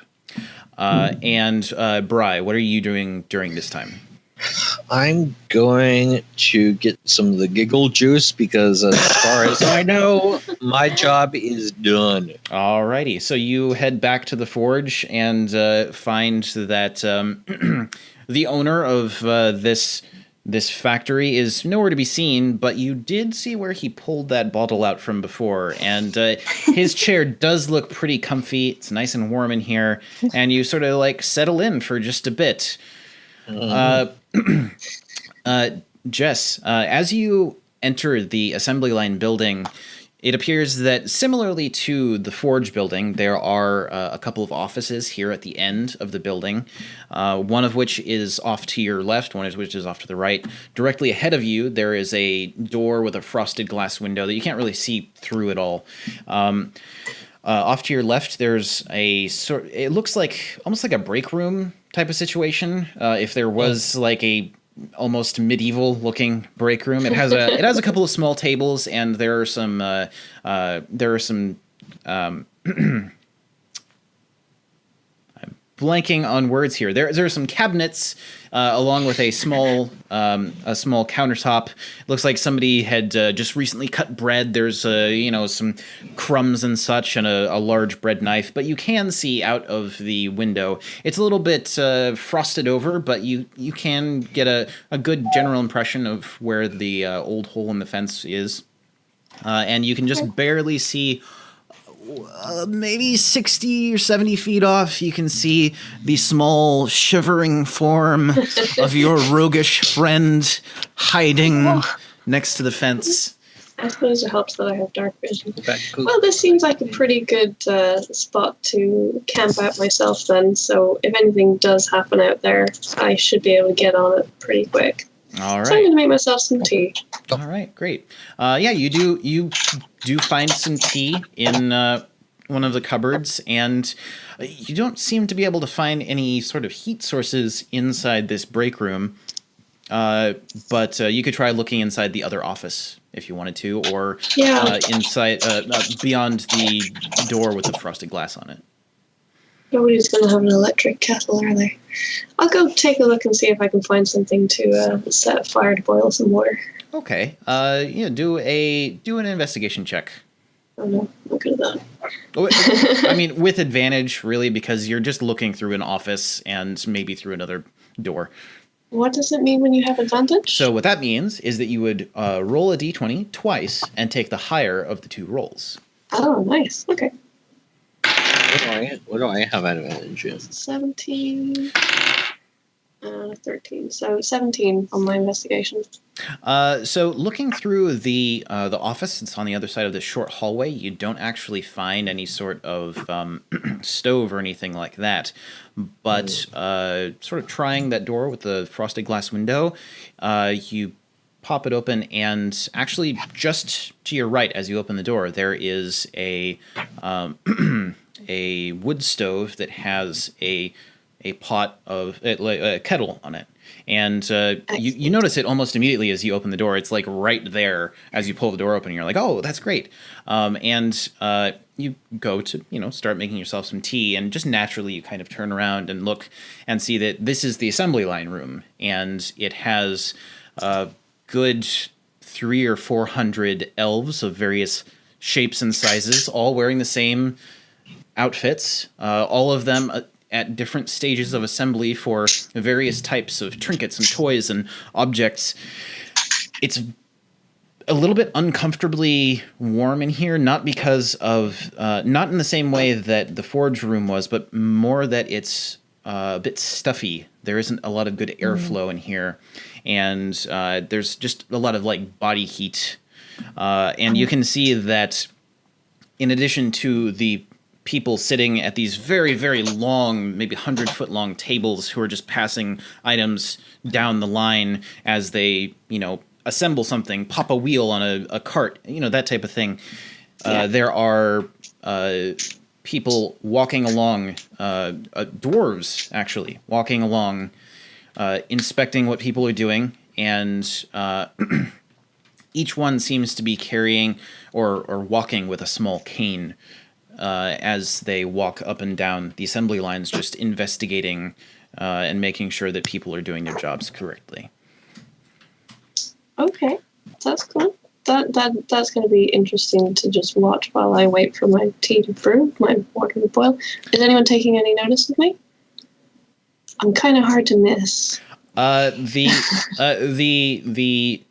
elven folks at the end of the assembly line nearest you do briefly take notice, but then immediately get back to work, almost as if they shouldn't even be paying attention. Very focused. Yeah. So, Kelly, I need you to do a perception check. Okay. Is something coming down? 11. And actually, Sue, I need you to do one as well, since you are also outside. Okay. Perception. In addition to my non-stealthiness, my nose is running, so I'm and there's a little icicle. Yeah. Oh, snotsicles. Oh. So I got a 19. How does Jack of all trades work? I can add half my proficiency bonus to any ability check. Yes, and so a perception check would be an ability check. So you would that would be a 20, I believe. Your proficiency bonus is plus 3, right? Yeah, so that would be 20. So Kelly, you're so distracted with this snotsicle and some other things that you don't really notice anything weird or out of the ordinary. You do see one of the groups of 3 guards coming towards you, but they're still maybe 50 or 60 feet off. However, Sue, as you're walking back from the latrines, you do notice as you are walking through the area where there are these sort of huts and almost like barracks-looking buildings that there is a sort of sharp cracking sound off to your left-hand side. The same fence that was broken through before seems to be breaking again in a completely different area, this time much closer to the back of this camp. Okay. How yes. far am I away from the road? Less than a 5-minute walk away. Probably, let's see here. Yeah, you could probably get there in maybe like if you like actually ran, you could get there in about a minute and a half. Okay. And the sound was like the opposite direction? It is along the same fence that goes along the... So if you were looking at the compound from the front entrance, the break in the fence would be off to your right, and the forge would be off to your left. The original break off to the right, that same fence has a sound coming from it almost directly off to what is now your left, since you're now facing the front. You're sort of turned around going towards the front of the compound. So my lefts and my rights are a bit confused now. Yeah. So if you were at the front of the compound facing inwards, it would be off to your right. Since you're coming from the back of the compound, it is off to your left. Okay. So it's coming from that same fence. The same fence? Yes. But not the exact same spot? Not the exact same spot. It's farther back into the compound. All right. And as you hear this sort of cracking sound, there is you also start to hear a bit of commotion from the sort of barracks buildings around you, and you see that a lot of all of them have sort of rows of windows, most of which are lit up right now with some sort of candlelight or something, and several people you can see actually pull back curtains and start looking out at these windows. And as they do this, you see a shape moving by the fence, just between the barracks buildings and the fence. It moves, stops, moves a little bit in place. Looks like it's looking around. It's very dark out. The moon is not out, but you do get a sense for this large shape. Okay. And then it sort of stalks forward. Looks like it's walking towards the back of the camp and then passes out of your view. I'm gonna follow it. All right. Then that's where we're going to take a break.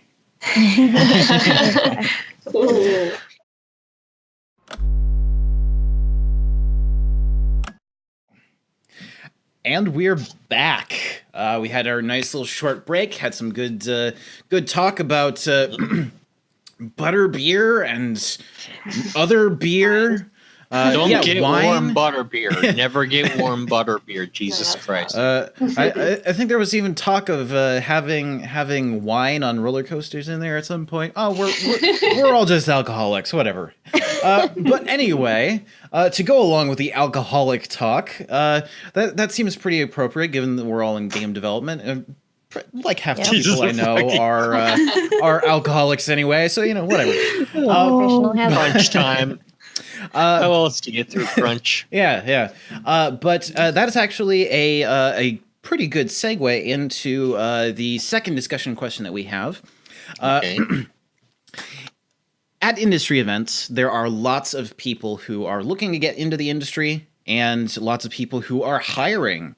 Events like GDC or just any number of other things, E3, or even in some cases things like Comic-Con are big game industry events here in the US. And there are tons of events in various places all around the world, Europe and China and Japan.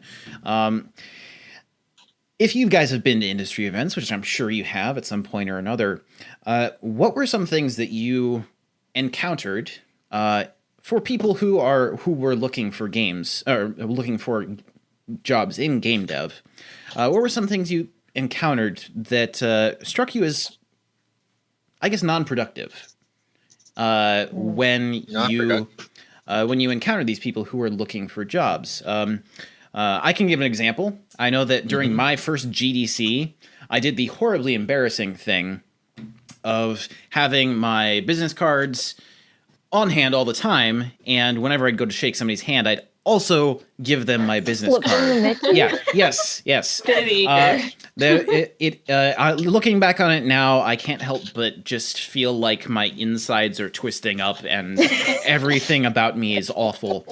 But I've learned since. But that is an example of a thing that's not really productive in an environment like that, because even if you're trying to make contacts in the game industry or if you're looking for a job, approaching things in that way isn't very productive because it immediately sets off alarm bells in people who are just like, oh, they're only interested in talking to me because I might be able to give them a job.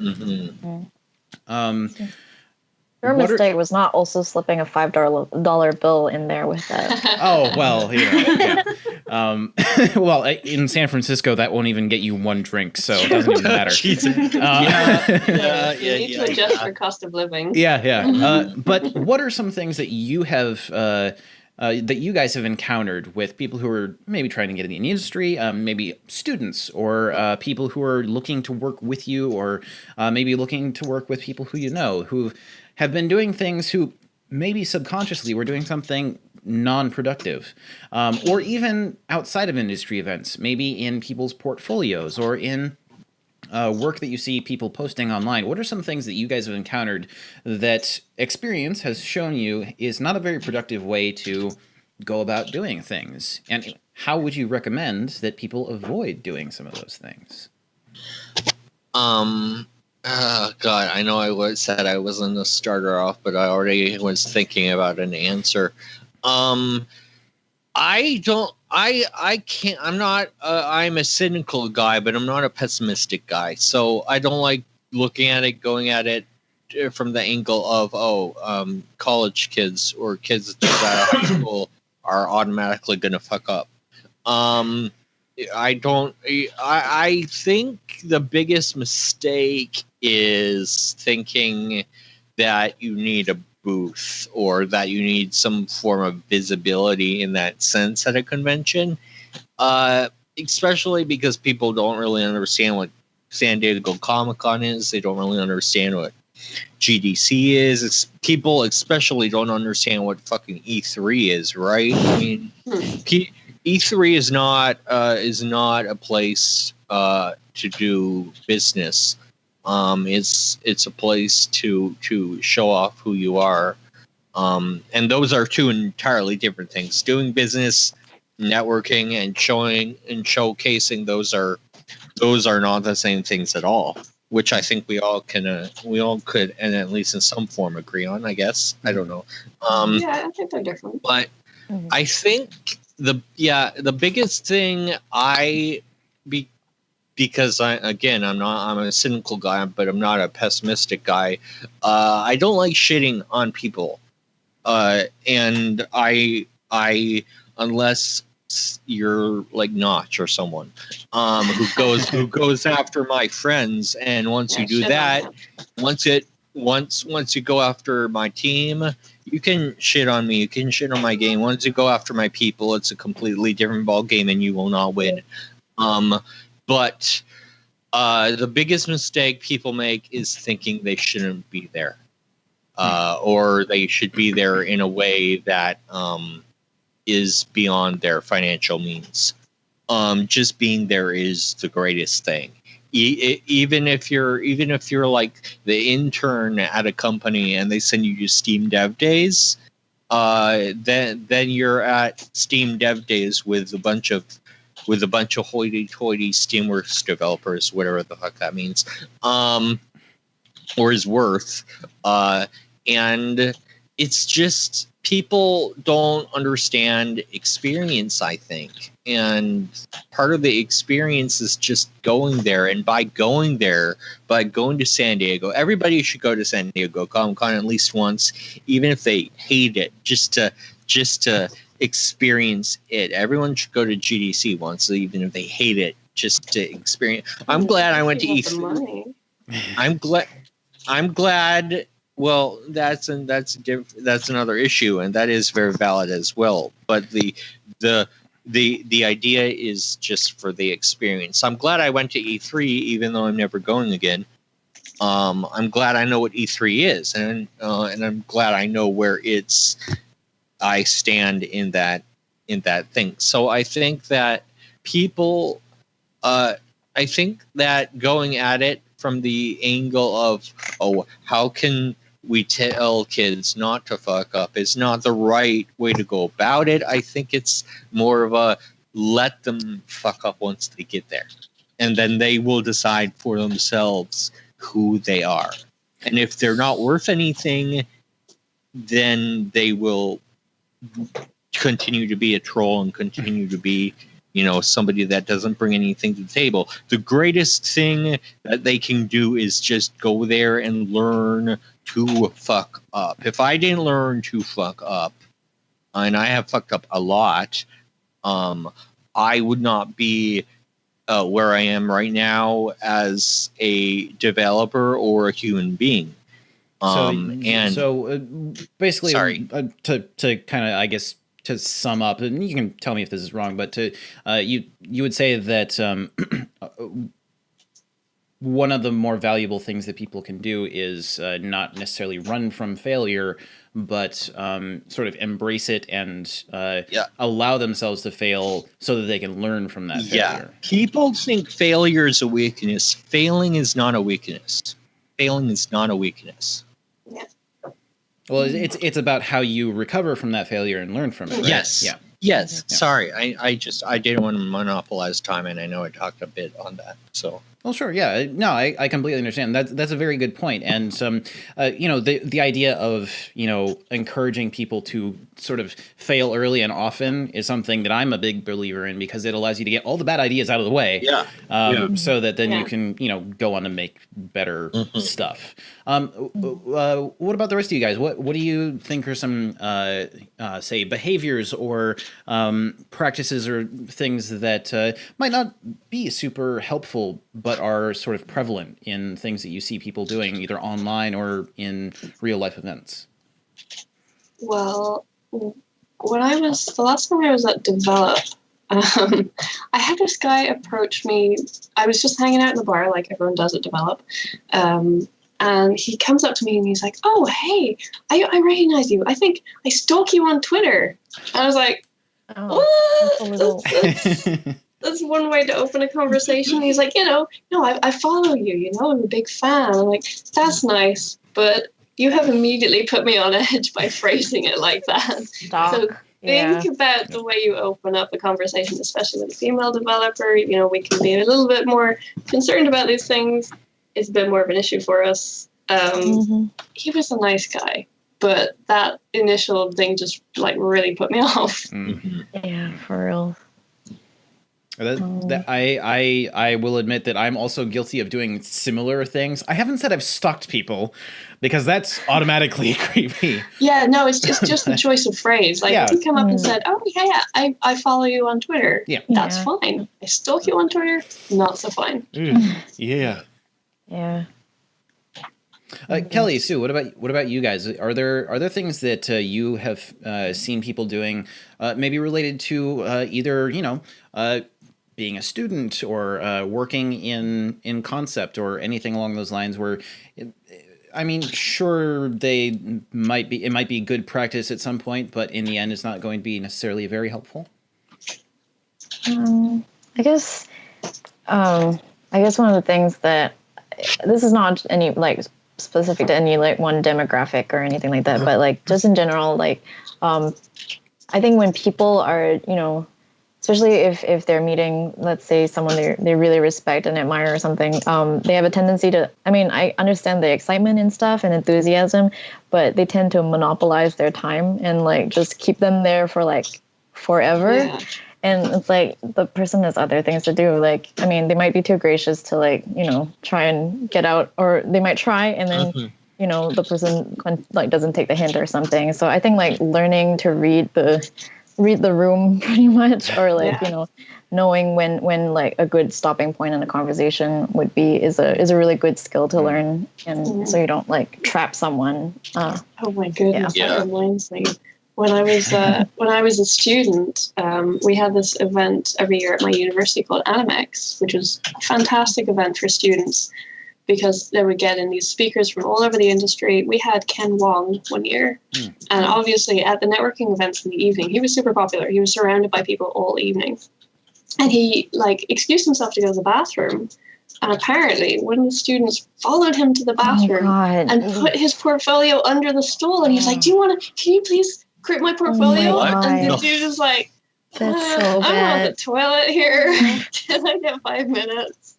Oh And my it's like god. that is not a good impression to be making. No. That's not even a good Space. Oh my god. Oh, It's no. a lasting impression, though. Not in a good way. You're gonna Yeah. be remembered forever as the guy who harassed Ken Wong on the toilet. Oh, No, man. that's one Yeah. of the Oh, no. trolls. That's a troll. That's a in real life troll, and that person No, is gonna find out. I think that's just a kid who was overexcited to be Mm. meeting. Ken Wong's a big, famous, big name, and people kind of forget where the line is in these social situations. Mm. Mhm.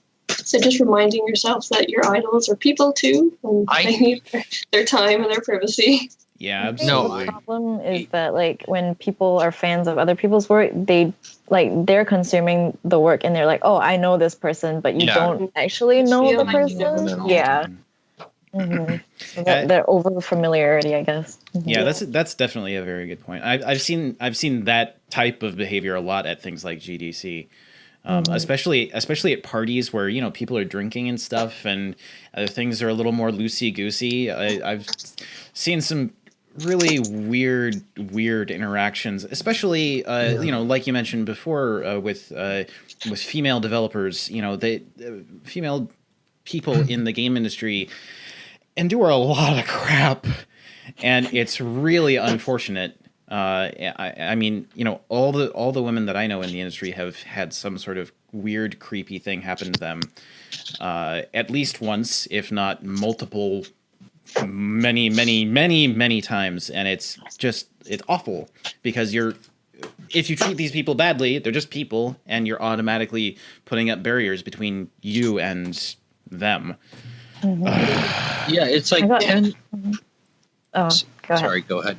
Oh. Well, I got slipped $20 across the table once at GDC, What? and it was Wait. not for a business card. What? Oh my goodness. What were they? I was- No. I don't wanna No, think about that's that. exactly what you're thinking it is. That's exactly what you're thinking it is. Like it's developers, especially independent developers. A lot of us are good people, but then there's it's like bronies or furries. It's like the 10% that just fuck everything up because they're just so extreme and horrible, right? Yeah. I guess the game dev industry has a lot of social awkwardness as well. I know from a lot of my fellow students, they don't understand social cues that normal people have. That's not social awkwardness, though. That's just somebody being an asshole. That's not social awkwardness. Yeah. But yeah. Yeah. I guess the biggest thing for my experience, I haven't been to GDC or any of the big things, only like student things that we've had at our local uni and stuff. But I think the main thing is people trying to become a persona that seems more interesting than they like themselves. They try to be someone else to seem more interesting, and it doesn't really work. It just backfires. Just be yourself. Yeah, they're fine the way they are. They don't need to be someone else. So I guess be yourself. Don't try super hard to be something you're not. It'll just come off weird. Yeah. It took me a long time to be confident enough to I still won't let my mom or like family members read work that's unfinished or stuff, but like my mom in general, my dad's better with it, but my mom in general has no idea what I do, and we're constantly trying to figure out how to talk to each other because of that. But it's just like it's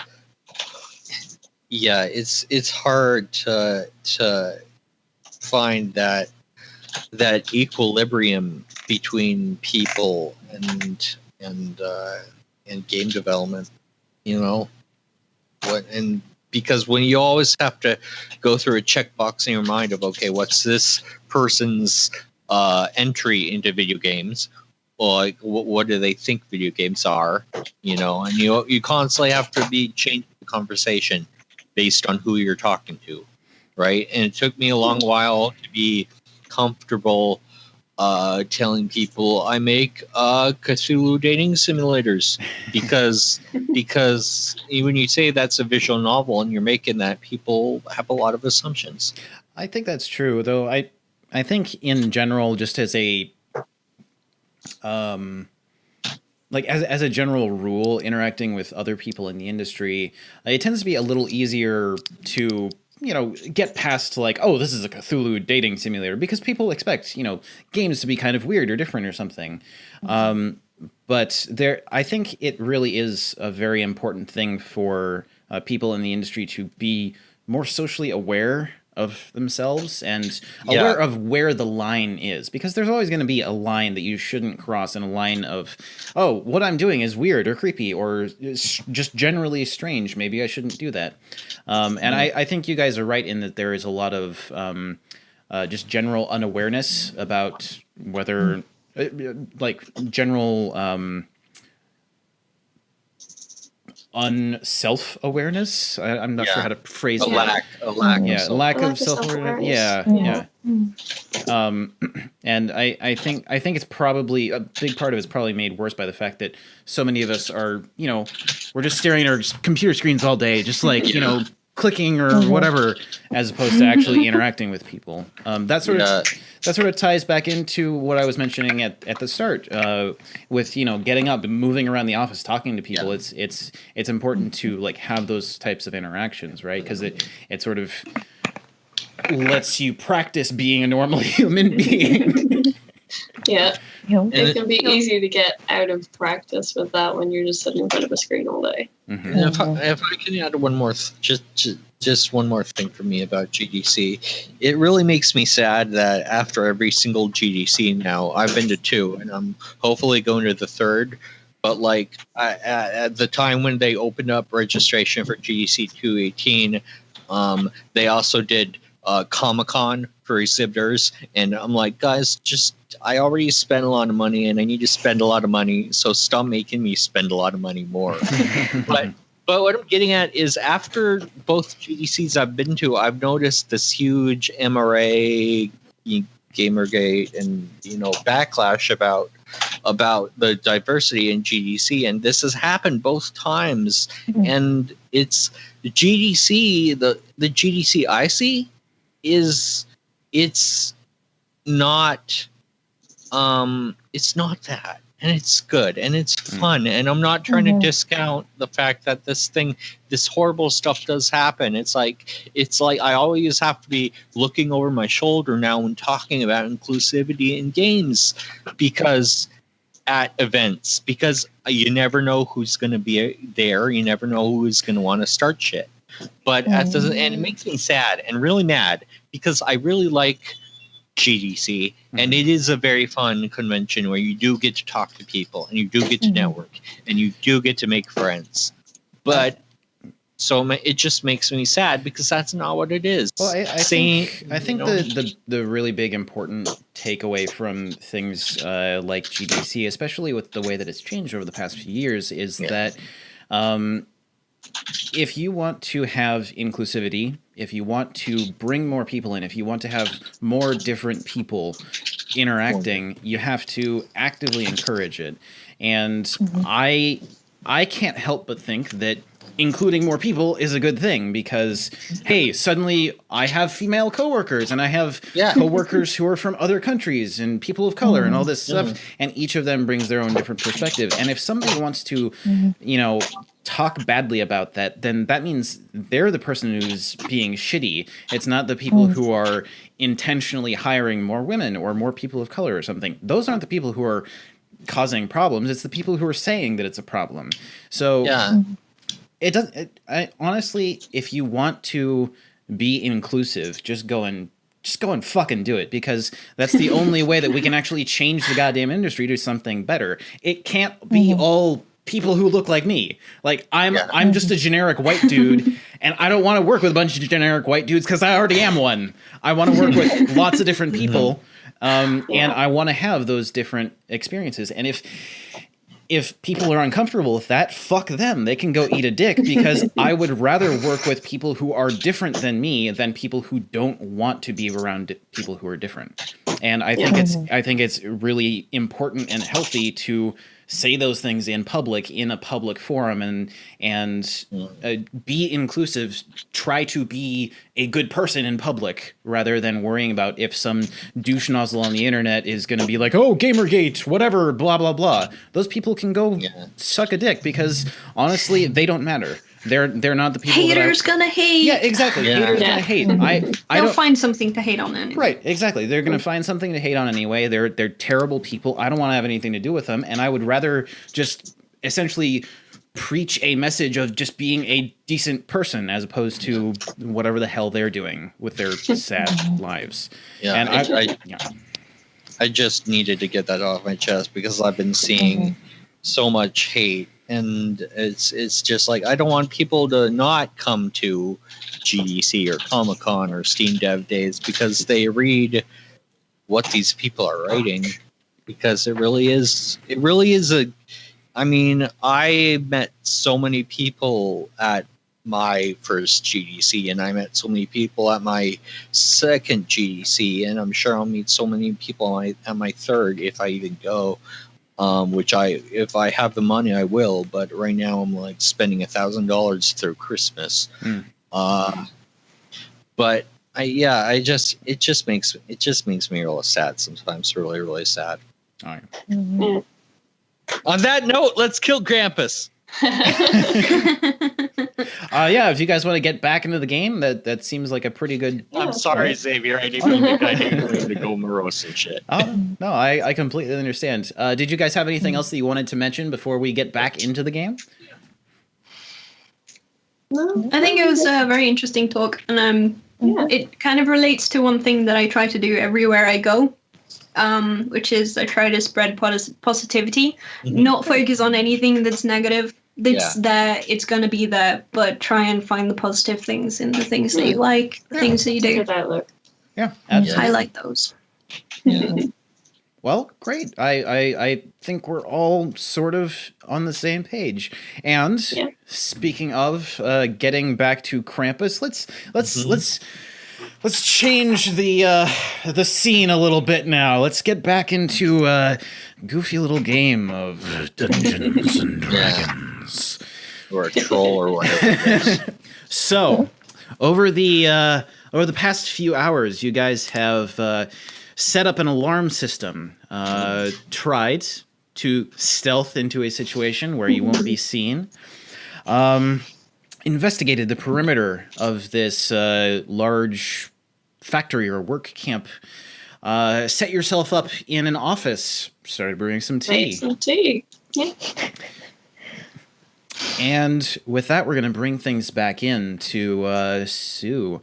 Now, Sue, over the past couple seconds, you saw some pretty you saw and heard some pretty alarming things. One, you heard a large cracking sound coming from the same fence that was broken into before, though farther back towards the rear of this compound. And then, shortly after, you saw a large shape stalking along the fence, moving slowly, looking around, and moving again. What do you want to do? I'm gonna follow it sneakily. All right. I wouldn't confront it. All right. Do a stealth check. And Kelly, I want you to do another perception check. Okay. Natural 20. Oh, Nice. right. Yeah. And actually, you know what? Perception checks all around, aside from Sue, because you already saw what you were seeing. Yeah. Okay. I've seen things, man. You've seen Is that things. the second 20 you've rolled Which one? in a row? Yeah. I got 16. 16? I have a passive perception of 14, so I don't know what that means. Passive perception means you would notice it just like without even intending to notice something. It's just like, oh, there's a thing. Okay. So do I just roll regular d20? Yeah, so it'd be a d20 plus your perception modifier. So in the column that has all your skills, like athletics or investigation, there's one that says perception, and there should be a little number in there. So you'd roll a d20 and add that number. Well, I got a 4. So You're deep in your cups. Yes, fairly deep in your cups, indeed. You are in the fairly noisy, quite warm forge building. It just shows a black dot. It doesn't say anything. In that case, that would mean that you are proficient with it, I believe. So you would add your proficiency bonus, which I believe should be a +3. So yeah, so the I totals can be 7. Yeah. Yeah, I'm drunk. So getting drunk with some of the elven staff. It's getting pretty late. It's probably close to 10 p.m. right now. Oh, sorry. Jess, you would probably have noticed some sort of noise coming from outside. You wouldn't really be able to tell what. It's a bit noisy in this building that you're in anyway. You wouldn't have been able to see anything. Kelly, you would have heard a sound, and then looking back along the fence, probably have just been barely able to see a little bit of movement farther back in the compound. So, tying things back in, Sue, you're sneaking after this large shape. As you move in the space between these sort of barracks-like buildings, you see that the windows that people are looking out of, some of them actually look down and notice you, but you manage to stay along the side of one of these buildings and creep up to the space between the buildings and the fence, and very slowly and carefully peeking around the edge, you see this large shape is prowling along that empty space between buildings and fence. It looks like it's slowly walking over to the watchtower at the rear right-hand corner of the fence. It doesn't seem that the guard up there, who is just generally keeping an eye out, doesn't seem that he's actually noticed it. You can just barely see his silhouette against the starlight. Once again, there's no moon tonight, or if there is going to be a moon, it's going to be rising later in the night. So all that you can really make out is a slight silhouette. What are you doing? I'm gonna use Mage Hand, and I'm gonna throw a snowball at the guard. All right. Then if I can do that. do an attack roll, and let's see, for Mage Hand, that is 1 second here. LM Mage Hand. Can't throw. Okay. I mean, it's technically just a hand that can do simple tasks. So I don't know if simple task counts for snowball, but technically you can't. Yeah, technically you can't attack with it, but no. you are just like tossing something. We'll say it's an attack roll, but you can't you wouldn't be able to pick up an axe and chop something with it. No. So just roll do a roll a d20 and add your spell attack modifier. That'll be at the top of your spell page. Yeah. That's 12 plus 7, 19. So you extend your hand and coming from your hand is another hand that just sort of it extends in a ghostly way and just goes through the air out towards the snow, just scooping up a ball and sort of manipulating it, almost like it's its own thing, like a spider rolling something up, and then it just tosses it a little bit and just almost as if it has a mind of its own. You're just telling it what to do, and then it just does it, and it sails through the air,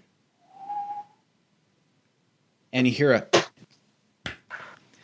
and you see the silhouette of the guard just go, and you hear him shouting, going, "Wow, what the fuck? I try desperately to stifle my giggle. Barry, was that you? God. Barry! Oh, you bastard! You fucker! Now, as this happens, the large shape stalking forward freezes in place, and you can just very slowly see that its head is inclining towards the tower. It looks like it's just frozen, waiting for something to happen. The guard then says, "Barry, I'm gonna get you when I come back down there. You just wait. I'm gonna beat your ass." What kind of an accent is that? Garbage. It's a garbage accent. Don't worry about it. Accent. Yeah. It's an Elvish accent. Yes. All the NPCs in Spider-Man will have that accent. So over the next few minutes, it seems that the guard actually starts working his way down the tower. He's climbing hand over hand down a ladder to a lower platform. Then he climbs down that ladder, and he starts like looking around. You can hear him, shouting at whoever Barry is, and at this point. He starts walking, it seems almost randomly, walking towards you, and walking also towards this shape. Not even seeing that it's there because it's so dark out. Damn it. All right. You just killed a man. Kelly. No, we're going to save him. Yeah. He'll be fine. From the distance at the back of the camp in the corner, you hear someone shouting at something. You hear a Barry in there, or something about snowballs or something. It's hard to make out. And then over the next couple seconds, you do see a little bit of movement. It's just barely perceptible, but it looks like somebody's climbing down from a guard tower. Okay.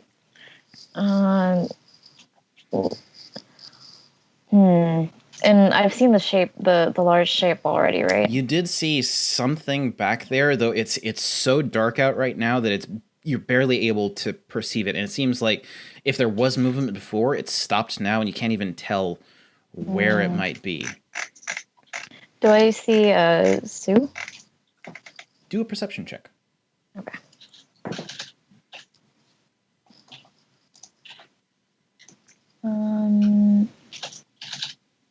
16 again. You see absolutely nothing. Oh well. I'm very sneaky. You are very sneaky, yes. Oh right, that was the 20. I guess I'll like try and stealth again and slowly move in the direction of where I saw the movement of the large like creature. Okay. Do a stealth check. Really? Okay, 12. Yeah, it's True. true. Better than one. Yes. You do start working your way over towards where you saw that shape and where you saw some sort of movement. Meanwhile, Jess, you notice that your friend, who was previously huddled against the fence, shaking and shivering, is now up and moving. She is walking towards the rear of the camp. Okay. You can see her through the window. Time. If she's on the move, it means she's seen something, and if she's seen something, I need to go and investigate. So I'm gonna finish my tea, and then I'm gonna head out. I'm gonna head out in that direction. I'm not gonna bother being stealthy because I'm a paladin. And never mind trying that shit. I'm just gonna charge out into the snow. All right. Kelly, as you're walking by the end of the assembly line building, the door bursts open, almost flying off its hinges, and there you see your friend holding her weapon in one hand and a shield in the other, ready to do something, ready for anything, apparently. I'm gonna help. And she just says, I'm gonna help! All right. Well, you go then. I'm like, that direction. I thought right. Sue, do a perception check. Okay.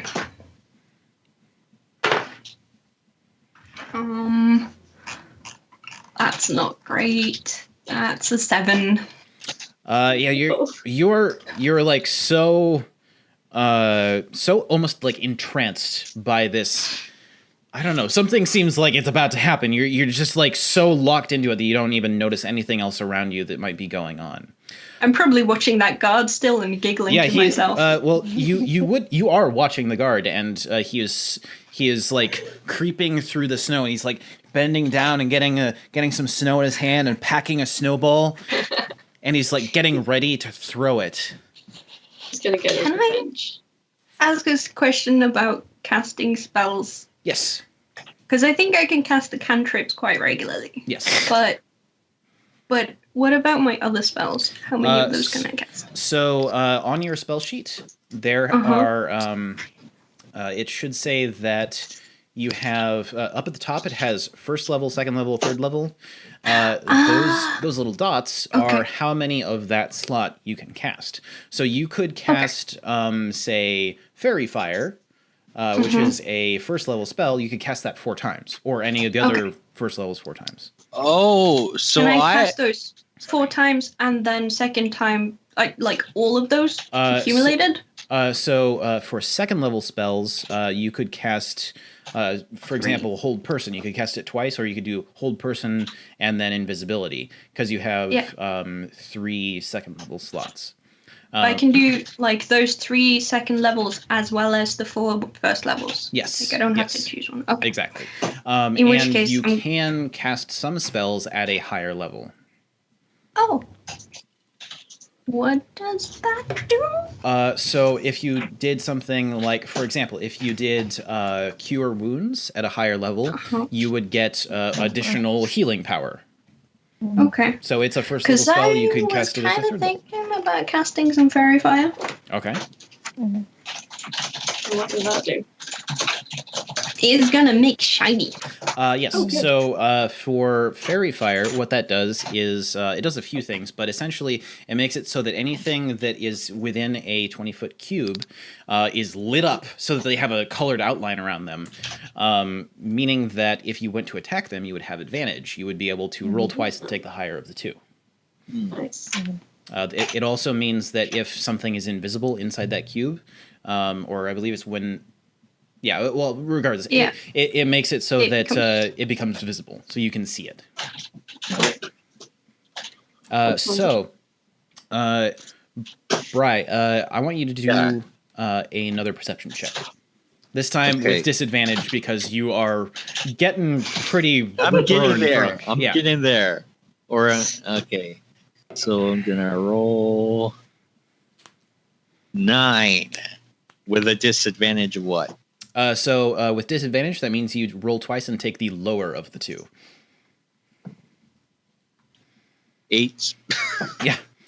So you're having a great conversation, a very drunk but great conversation with a deep conversation. Yeah, a really deep drunken conversation with one of these one of these elf dudes. You don't even remember his name. It's just it's like some weird gobbledygook type of elf stuff. You can't even remember. It's not part of your culture at all. It seems like he's an elf from someplace else. So you're just like, the elfy place. Yeah, that place over there.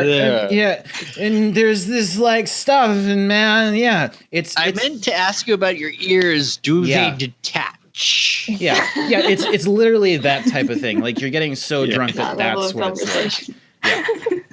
Meanwhile, can I ask a quick question? Yes, absolutely. What sets off this alarm? Would a paladin charging through it set off the alarm? No, because when the alarm was set, the intent of the spell was for anyone who was not whatever that big shape was to not set off the alarm. So the alarm spell has, you can set it so that only specific people can go through, but technically since specific people going through could mean anybody in this camp, that would be what it was set for. So no, you would not set this off. Yeah. Okay.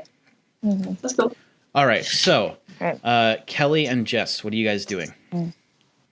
Oh, well, I thought I saw something over there, but I'm really glad you're here because I am scared, and you should probably go check that out. I'll be right along. Don't worry about it. Rogue, aren't you skulking right in the shadows of what you do? Why would you be scared? Okay, but whatever. I'm here to save the day. That's my job.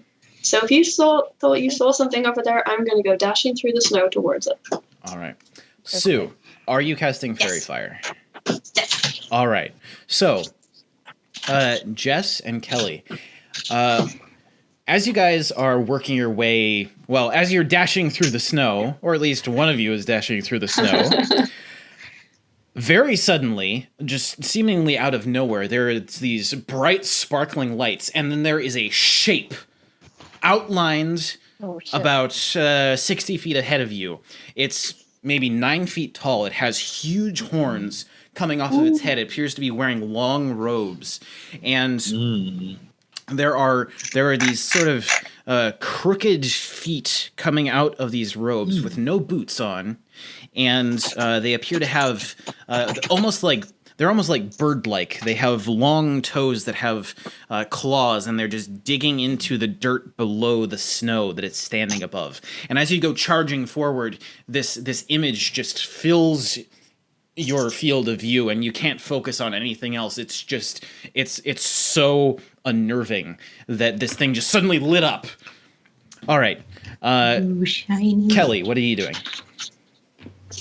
I see this and I'm like, nope. But I do take my my short bow out. All right. Just to be safe, and I'm just gonna get ready for whatever shit is about to go down. Yeah. All right. Keeping my distance though, because All right. nah. That sounds good. Sue, what are you doing? That's an excellent question. Can I look around and see if anyone's noticed by now? Because I'm Sure. Do a perception check. 15. So, off in the distance, you hear the clanking and stomping of heavy armor as someone is running in your general direction. Additionally, looking out the windows above you in these sort of barracks are several elven people of various ages and descriptions, all wearing the same clothes, and all of them now with shocked looks on their faces, staring at this creature, which is now outlined in glittering colored light. Additionally, the guard, which was slowly making his way, almost accidentally, towards this shape, holding a snowball in one hand, instantly sees this figure outlined, staring down at him. Oh god. And he just lets out a shriek. Just a... He drops his snowball, falls to the ground, and starts scuttling away. As he does this, the shape sort of looms up even higher, like at least another foot higher. Jesus! It's huge hands extending out of the long sleeves of the robe. Big gnarled nails coming off of only 4 fingers, each finger at least this long, with huge bony knuckles. And it sort of does this, and then starts rushing down the same avenue between barracks rooms that you are standing in. It briefly glances down at you, and you get just a brief flash of an almost goat-like face, except it has tusks coming out of its lower jaw, and a long matted beard that's sort of flowing out behind it as it runs.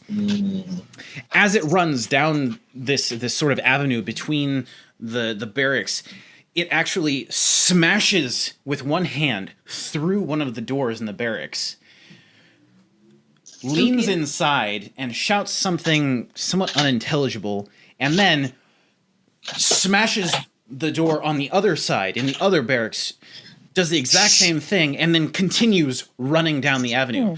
And you can see that it's actually smashing the doors in on every single one of these barracks buildings. What are you guys doing? But it's not actually going in and hurting anyone inside. You can't actually see that because you're not there yet.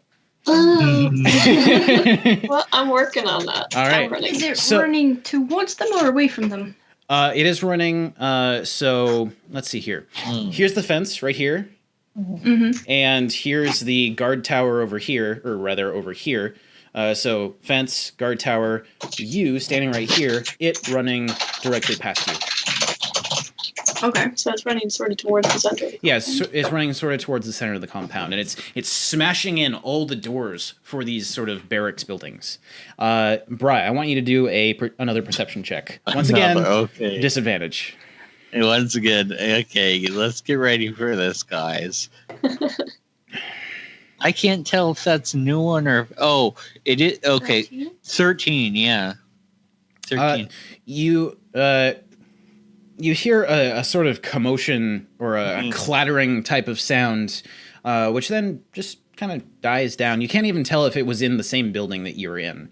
It sounds like something might have smashed, though you've also been hearing lots of hammering and like dropping of metal buckets and other stuff over the past few hours of getting completely sozzled. So that's about all you If notice. it's anything, they'll do the stuff. Yeah. All right. We're gonna handle this. It's fine. Sue, what are you doing? Can you I slow it guess I gotta follow it. I don't have anything to slow it down with, I don't think. down? You distract it. I could viciously mock it. Oh shit! A vicious mockery. Just shout at it, "You ugly bastard! Get back here!" It might actually work, but I mean, if you can attract its attention, then maybe we can stop it from smashing up all the other buildings and deal with it outside the very center of the compound. Wait, you said I cannot see it, right? Like, So Yeah, you guys can't see it, yeah. saw it, Oh. and then it Oh. rushed down one of the avenues between the sort of barracks buildings at the back of the Okay. compound. And at this point, you would actually be coming up to right about where Sue is, though you wouldn't necessarily be able to see her because she was sort of hiding in the shadows. right. Okay. I guess we're following the thing. Presumably, yes. All right. All right, so you start chasing after this thing, and you hear it just smashing into things, shouting in this low, guttural voice, like making sounds that you haven't actually heard before. It's not any language that you know, or if it even is a language. But it seems like every time it smashes in a door, it leans inside the building, shouts something or roars something, and then keeps running down, smashing Like, doors in. Looking for something? I get it. Or it's casting something. I get it. I know what it's doing. I can't do anything about it, but I get it. You have no idea what's going on. No, you really Sit down and don't. drink and come help Ryan us. does, but Harrison doesn't. Yeah. All right, Sue, is there anything that you want to be doing right now? It's continuing to rush down. It's busted through. It's just hit the 6th door, so it's like 3 buildings farther in. It's almost to the end of the row. There are 4 buildings. There's children in there? It's like 4 by 4. There are people of all descriptions. There are men, women, children. There are even some old people, although not as many old people as young folks. Well, I mean, I'm gonna cast Vicious Mockery at it and see if it does anything. Okay. Let me see here. Has to make a Wisdom save.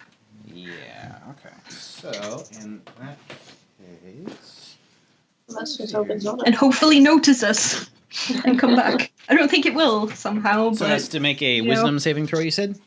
Yeah. All right. It rolled a natural 1. Well, there you go. It's very sensitive to your mockery. All right. Then it takes You heard its feeling. 4 psychic damage. One psychic damage. Its feelings are slightly hurt.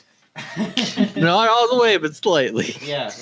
A little bit. But So. hey, at least it knows too. So as this thing is running off from you, is there something specific that you want to say to it?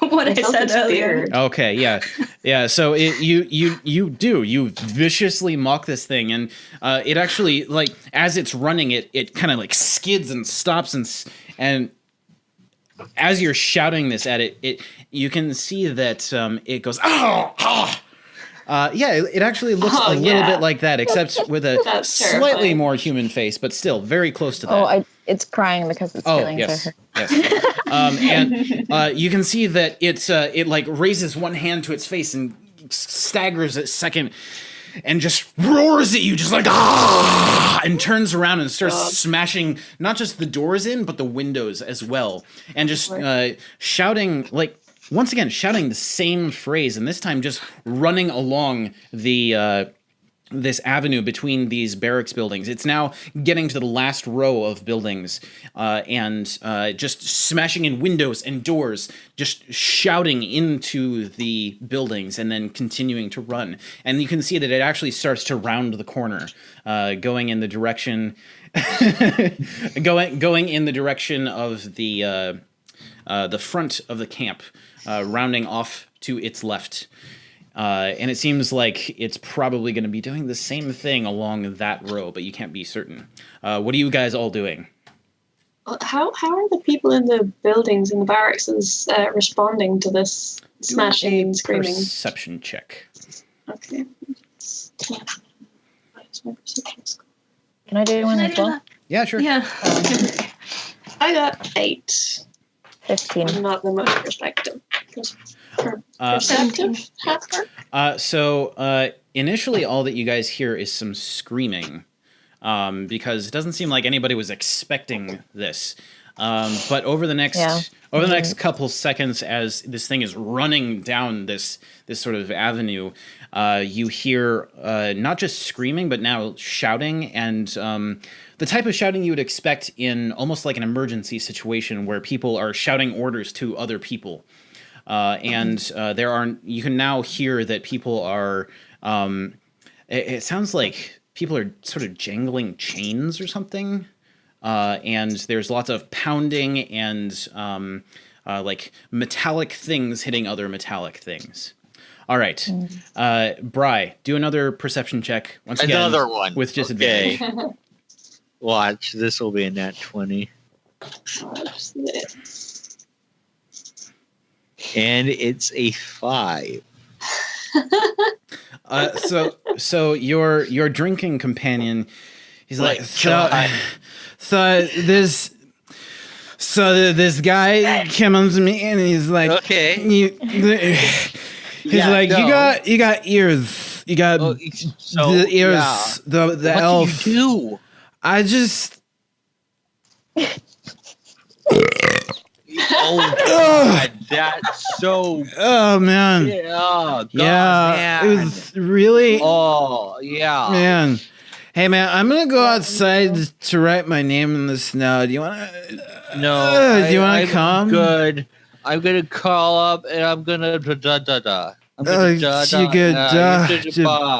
okay, man. I'm gonna go write my name. Oh, and he kind of like trips over himself and stumbles out the door. There's a blast of cold air as he opens the door from outside, and then he just disappears into the night. All right. So, Sue, Jess, Kelly, you guys are would now have sort of come to the understanding that you're all sort of in the same place. You'd see each other. What are you guys doing? Do you want to chase after this thing? What's going on? I'm going to chase after it. All right. I'm for sure chasing after it. All right, great. So as you guys chase after this thing, there are 4 rows of 4 of these barracks buildings, and it went down actually the middle one.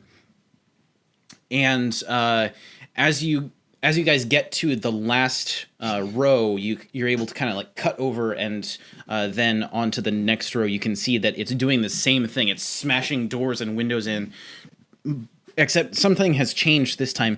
This time it actually goes into the doors, and you can hear some like struggling, and you hear these like more metallic pounding. And at certain points, you can actually hear wood snapping and creaking and breaking.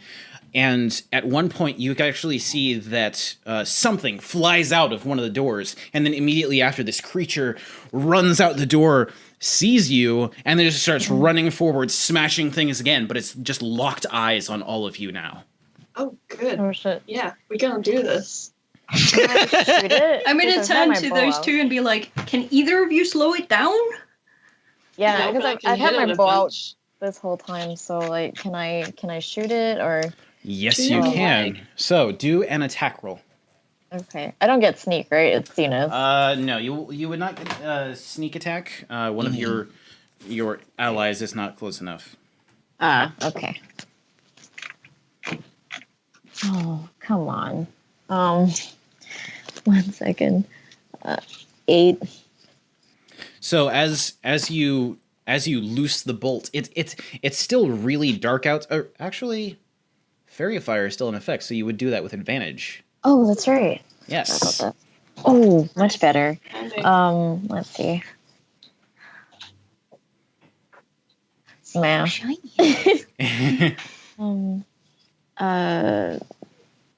22. That Nice. definitely hits. Roll damage. And that's 1d6. Oh, 7.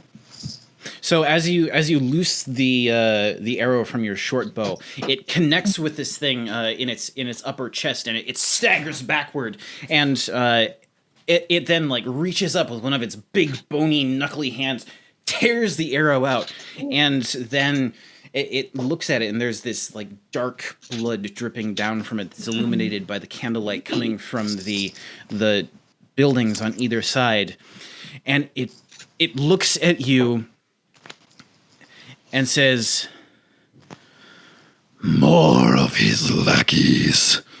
No, you won't stop me. I don't know who you are. I thought you were allies, but now I know you're just as bad as he is." And I want you all Santa, huh? to roll for initiative. Oh, yeah. Oh, Meanwhile, once again, do another perception check with disadvantage. Fine. Is this a D20? Yes, D20, and then you would add your initiative modifier. Where is my... 5. Oh my Got god. a 5. Someone needs to drag that guy out of that This is building. me for the rest of the game, guys. Have fun fighting Krampus. Where is my 4. initiative modifier? So up at the God. up the Oh top my of your God. sheet, Oh, I see it, I see it it, says, yeah. Okay. It's a big fat 0. All right. Oh no. Okay, so Sue, rolled you got a a one. 5? I also wrote a 1. Oh, okay. Well, But I have a plus No. 3. I don't know Plus if that 3. counts. So that's a That 4? counts, right? Okay, so four. that's going to be Oh shit! Wait, Off to a no, great start. Xavier, can I ask? Yeah. Does my passive perception count with my? no, because you're so drunk that Okay. it's been Okay. reduced to almost nothing. Okay. Uh, Okay. So let's see, Kelly, what is your initiative modifier? 3. 3. Okay, and Jess, what is yours? It's 0. And I rolled 0. a 1. Okay, so then that's going to put Kelly before you. Yeah. Okay. Krampus All gonna get right. us first. Yeah. All right, You- and EPK and I'm drunk. all I'm righty. starting to feel like we're doing the wrong thing, but it's too late now. Yeah, I suddenly get the feeling like, Maybe he should have Lisa. explained himself.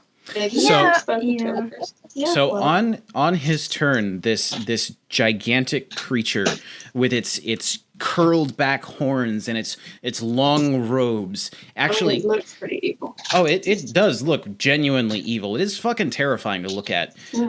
It actually takes a couple of steps back, reaches in to one of the doors that it smashed open, and Jesus! starts pulling out chains. And at the end of this chain, this long chain, you can see that there is a small child shackled to the chain. Oh, okay. Oh no. oh And no. this child was is that there? being That's bad. pulled out. Oh no, this is real bad. He looks at all of you, pulls the chain up like this, and just snaps it like it's nothing. What the fuck? and then he pushes the child back in and starts swinging the chain around. Shit. Oh At no, you. we're doing the wrong thing. Oh Jesus! Yeah. Okay, guys. And it looks like Kringle he's has just. child slaves. It looks Oh, like no. he's just waiting, getting prepared to sort of like defend himself in case any of you attacked him. All right, Okay. that's gonna bring it to Sue. What are you doing?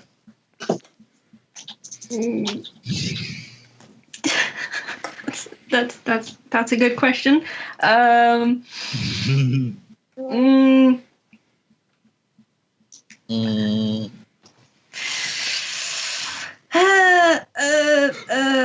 Panic slightly, and then I'm gonna inspire the rogue. I think that's the thing I can do. I think as a bonus. I action, believe at that least. is correct. Yeah, Yeah. it's a D8. Yes. Oh, Either right. a D8 or a D10 at your level. A D8 that can be used on an ability check, attack roll, or saving throw. That would be it. And how far is it away from me? It's about 20 feet away from you. Maybe like 15 meters, something like that. Yeah. Okay. I'm gonna viciously mock it some more. Okay. What do you want to say to it to viciously mock this thing? Your kids don't scare me. You look funny. They don't pick on kids, man. That's not cool. All right. And it has to make a wisdom saving throw, right? Yeah. And the DC for that is, let me see here. It's a 15, right? Yep. Yeah. It rolled a 13. So roll damage. Okay. 4. All right. Ooh. So as this happens, you can see that he's swinging the chain. He sort of falters a little bit and brings his hand up to his head again. And he looks at you with just rage in his eyes. And just lets out this low guttural sort of... Oh shit. It also Yeah. gets disadvantage on its next attack, so that's All right. something. and that's going to bring it to Kelly. What are you doing? Can I say something to it before I do anything? Yeah, absolutely. Go for it. Okay. What's up with that child that you just like? Was that already in there? Wait, how did you know? Wait, what are you even? What's all this about? What's going on? Does it get a chance to respond before my next turn? Yeah, do a persuasion check. Okay.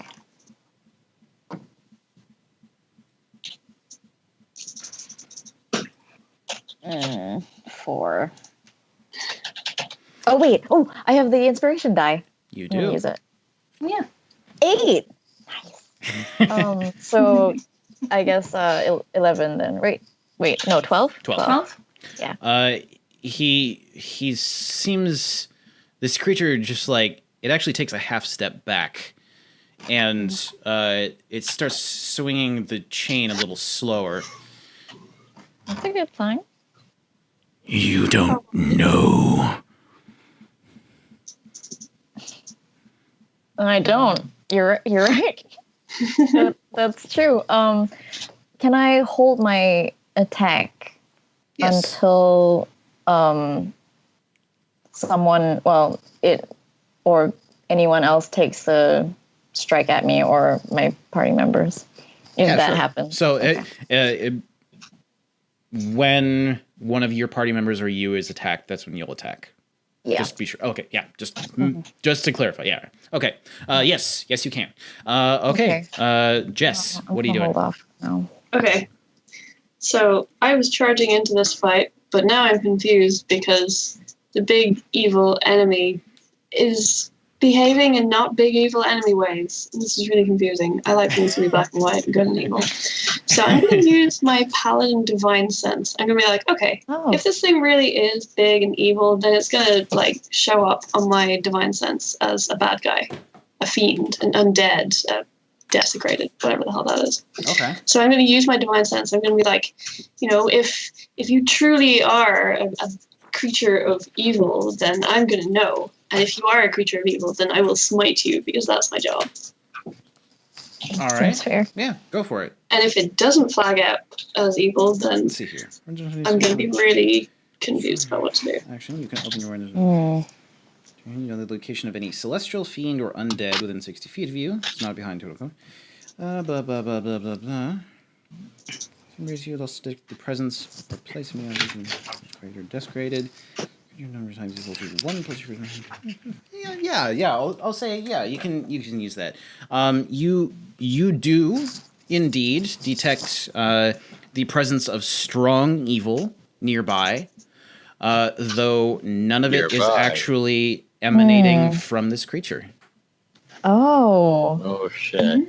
Oh, We're the shit. baddies. Oh no. We're the baddies. We've been misled. Okay. Does she know where it's coming from? Yeah, I should be able to sense the location there is until the end of my next turn. Yes, there is a small. It's similar to these barracks buildings, except it's a little bit smaller. It seems like it's almost like a small house. It's farther towards the front of the compound, between where the forge building is and where the barracks buildings start, and it's coming from directly over there. Okay. You do not detect that it is some sort of celestial or undead or anything like that. You just detect that it is strongly evil. Badness. Okay. Well, I'm going to head that direction then. So you just want to run off over there? I mean, I'm going to say to the big goat-looking guy, stay there. I have some evil to smite. I'm going to charge off towards the evil. God, you're going to kill Santa. And we're just like... If Santa look at her like, evil, then I'm going to smite Santa. Wait. What about this guy? Huh? What do you mean, that guy here? Do a persuasion check. And, you know what? Do it with advantage. Yeah. Okay. That's good because that was a 9. Aha! That is 21 on persuasion check. Once again, this large creature takes another half step back, and it actually catches the chain in its other hand. It's still holding it like it could be ready to swing it, but it's like, I don't know what's happening here type of look. That's fine. Same boat, buddy. All right, so what are you doing? You want to run off towards that little hut thing? I'm going to charge off towards the evil. All right, great. So, with that being the top of the round, Bryy, do another perception check. Once again, with disadvantage. Can someone just come and get him? There are going to be like 50 million of these.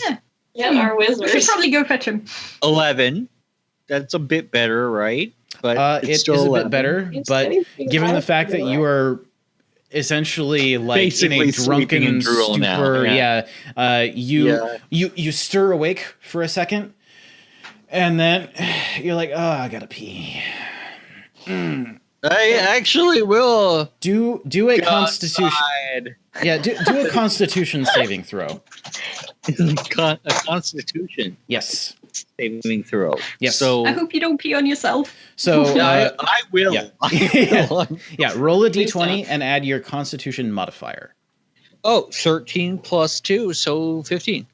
So you feel an incredible urge to pee, and then as you sit up, you're like, oh, I also really need to throw up, but you manage to hold it down. You do manage to hold it down. Okay. Despite the fact that you feel incredible urges to just spew from multiple orifices. This isn't happening now. Guys, I want you to know this isn't happening now.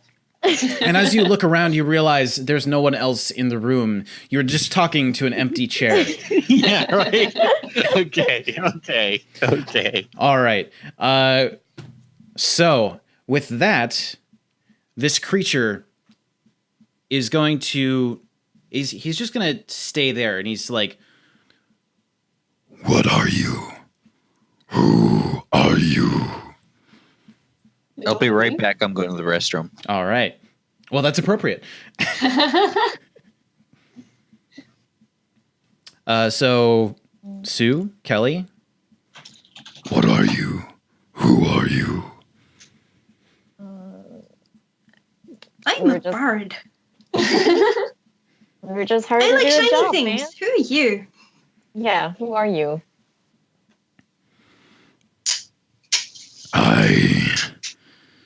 I don't matter. I am here to save these people. Oh. Hmm. Saving. What? Who needs saving? All of Kringle's slaves. Oh, Kringle's the bad guy, is what you're saying. Can I do an insight and see if he's like Lying? lying? Sure. Yeah, go for it. Can I also do one? 10. Yeah, you absolutely can if you want. Okay. 8. Given that he has kind of a almost Shark goat-like face, and his eyes kind of like slightly bulge from his head, kind of like a goat. He's got those horizontal slits. He's really kind of like that. He's I'm just busy really being creeped out. Like, really fucking difficult to read. Like he doesn't have any facial expressions that you would recognize. So really at this point all you have to go on is his words. And he's going to hold his turn. Sue, what are you doing? I'm gonna follow after the paladin because she seems to know what she's doing. All right. Divine insights. Yeah. Then Kelly, what are you doing? Are you just going to follow them? I'm going to peek into the building where he took the chain and the child out, and I'm going to peek inside and see what's in there. Okay, so sort of edging over there, keeping him in the corner of your vision, but still I looking still over. have my bow trained on him. And stuff. I'm sort of like backing. Do a perception check for me. Okay. Also, I guess most of my party is gone. Ooh. 22 again. Yeah. So you're able to kind of like keep your bow trained on him, but then like take a quick glance, almost like you're like looking behind your car, about to change lanes, that type of idea. And looking in there, you can see that in the candlelight there are dozens of elves of various descriptions. Most of them fairly young. At least by elf standards. None of them appear to be actually elderly. And there are chains running along the center of all of the floor, with chains then extending out to between all of the bunk beds and any tables and such. And the elves in there are busy working on splitting all of these chains. Most of them are sitting on the floor, like smashing at chains with things that have been like boards and floorboards, pieces of bed. One of them is actually shuffling a wood stove over to try and like tip it over and smash it onto someone's chains. Wow. And does it look like they've been here for a very long time? The dwellings look very lived in, though since all of them are wearing almost identical clothing, it's difficult to tell. Right. They look fairly healthy, but these are pretty lived in lodgings. There are definitely places on the floor that you can see that are worn down from walking and that type of idea. Can I talk to these people, or is that going to take another turn? I mean, you can certainly try. You can if you want to. Okay, I'm just gonna be like, what are you all doing here? Why are you all chained up? Basically. There's a little kid. Looks like it's actually related to there's a strong family resemblance to the cat butt. There is a strong family resemblance to the little kid that this creature pulled out, broke the chain, and then shoved back in. It looks like maybe an older sister, and She sees you in the window, and she's like shocked for a second, but she's like, I've been here my whole life. What do you? Oh shit! This is. What do you mean? It's fucked up. But they are trying to get out now. They're trying to break all their chains. They're trying to break all their chains. Yeah. Oh boy. Okay. Well, this looks bad. I'm gonna pass my turn on to the people investigating the source of evil and just sort of like hover there in indecision for a while. All right. So you see them running off down the aisle between these bunk houses and sort of disappearing off into the night. Meanwhile, the creature is still standing there. It's holding the chain, but it seems to have kind of taken a more relaxed posture. It seems like it has gotten a better idea of what's going on here. Okay. All right. So, Sue and Jess, what do you guys want to do? So we're running towards the source of the evil. Mm-hmm. And I'm gonna shout to her, "That child! It was in chains. He's keeping them as slaves." I guess?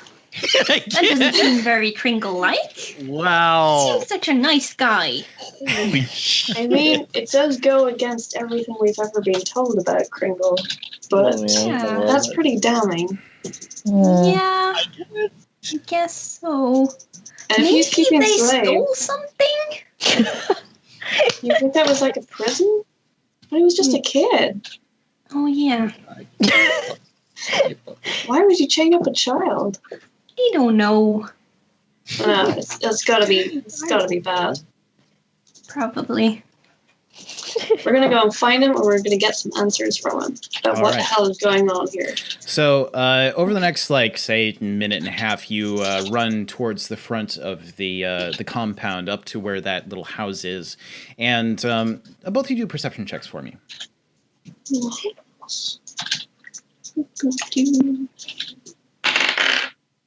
I got 20. All right. I got 12. All right.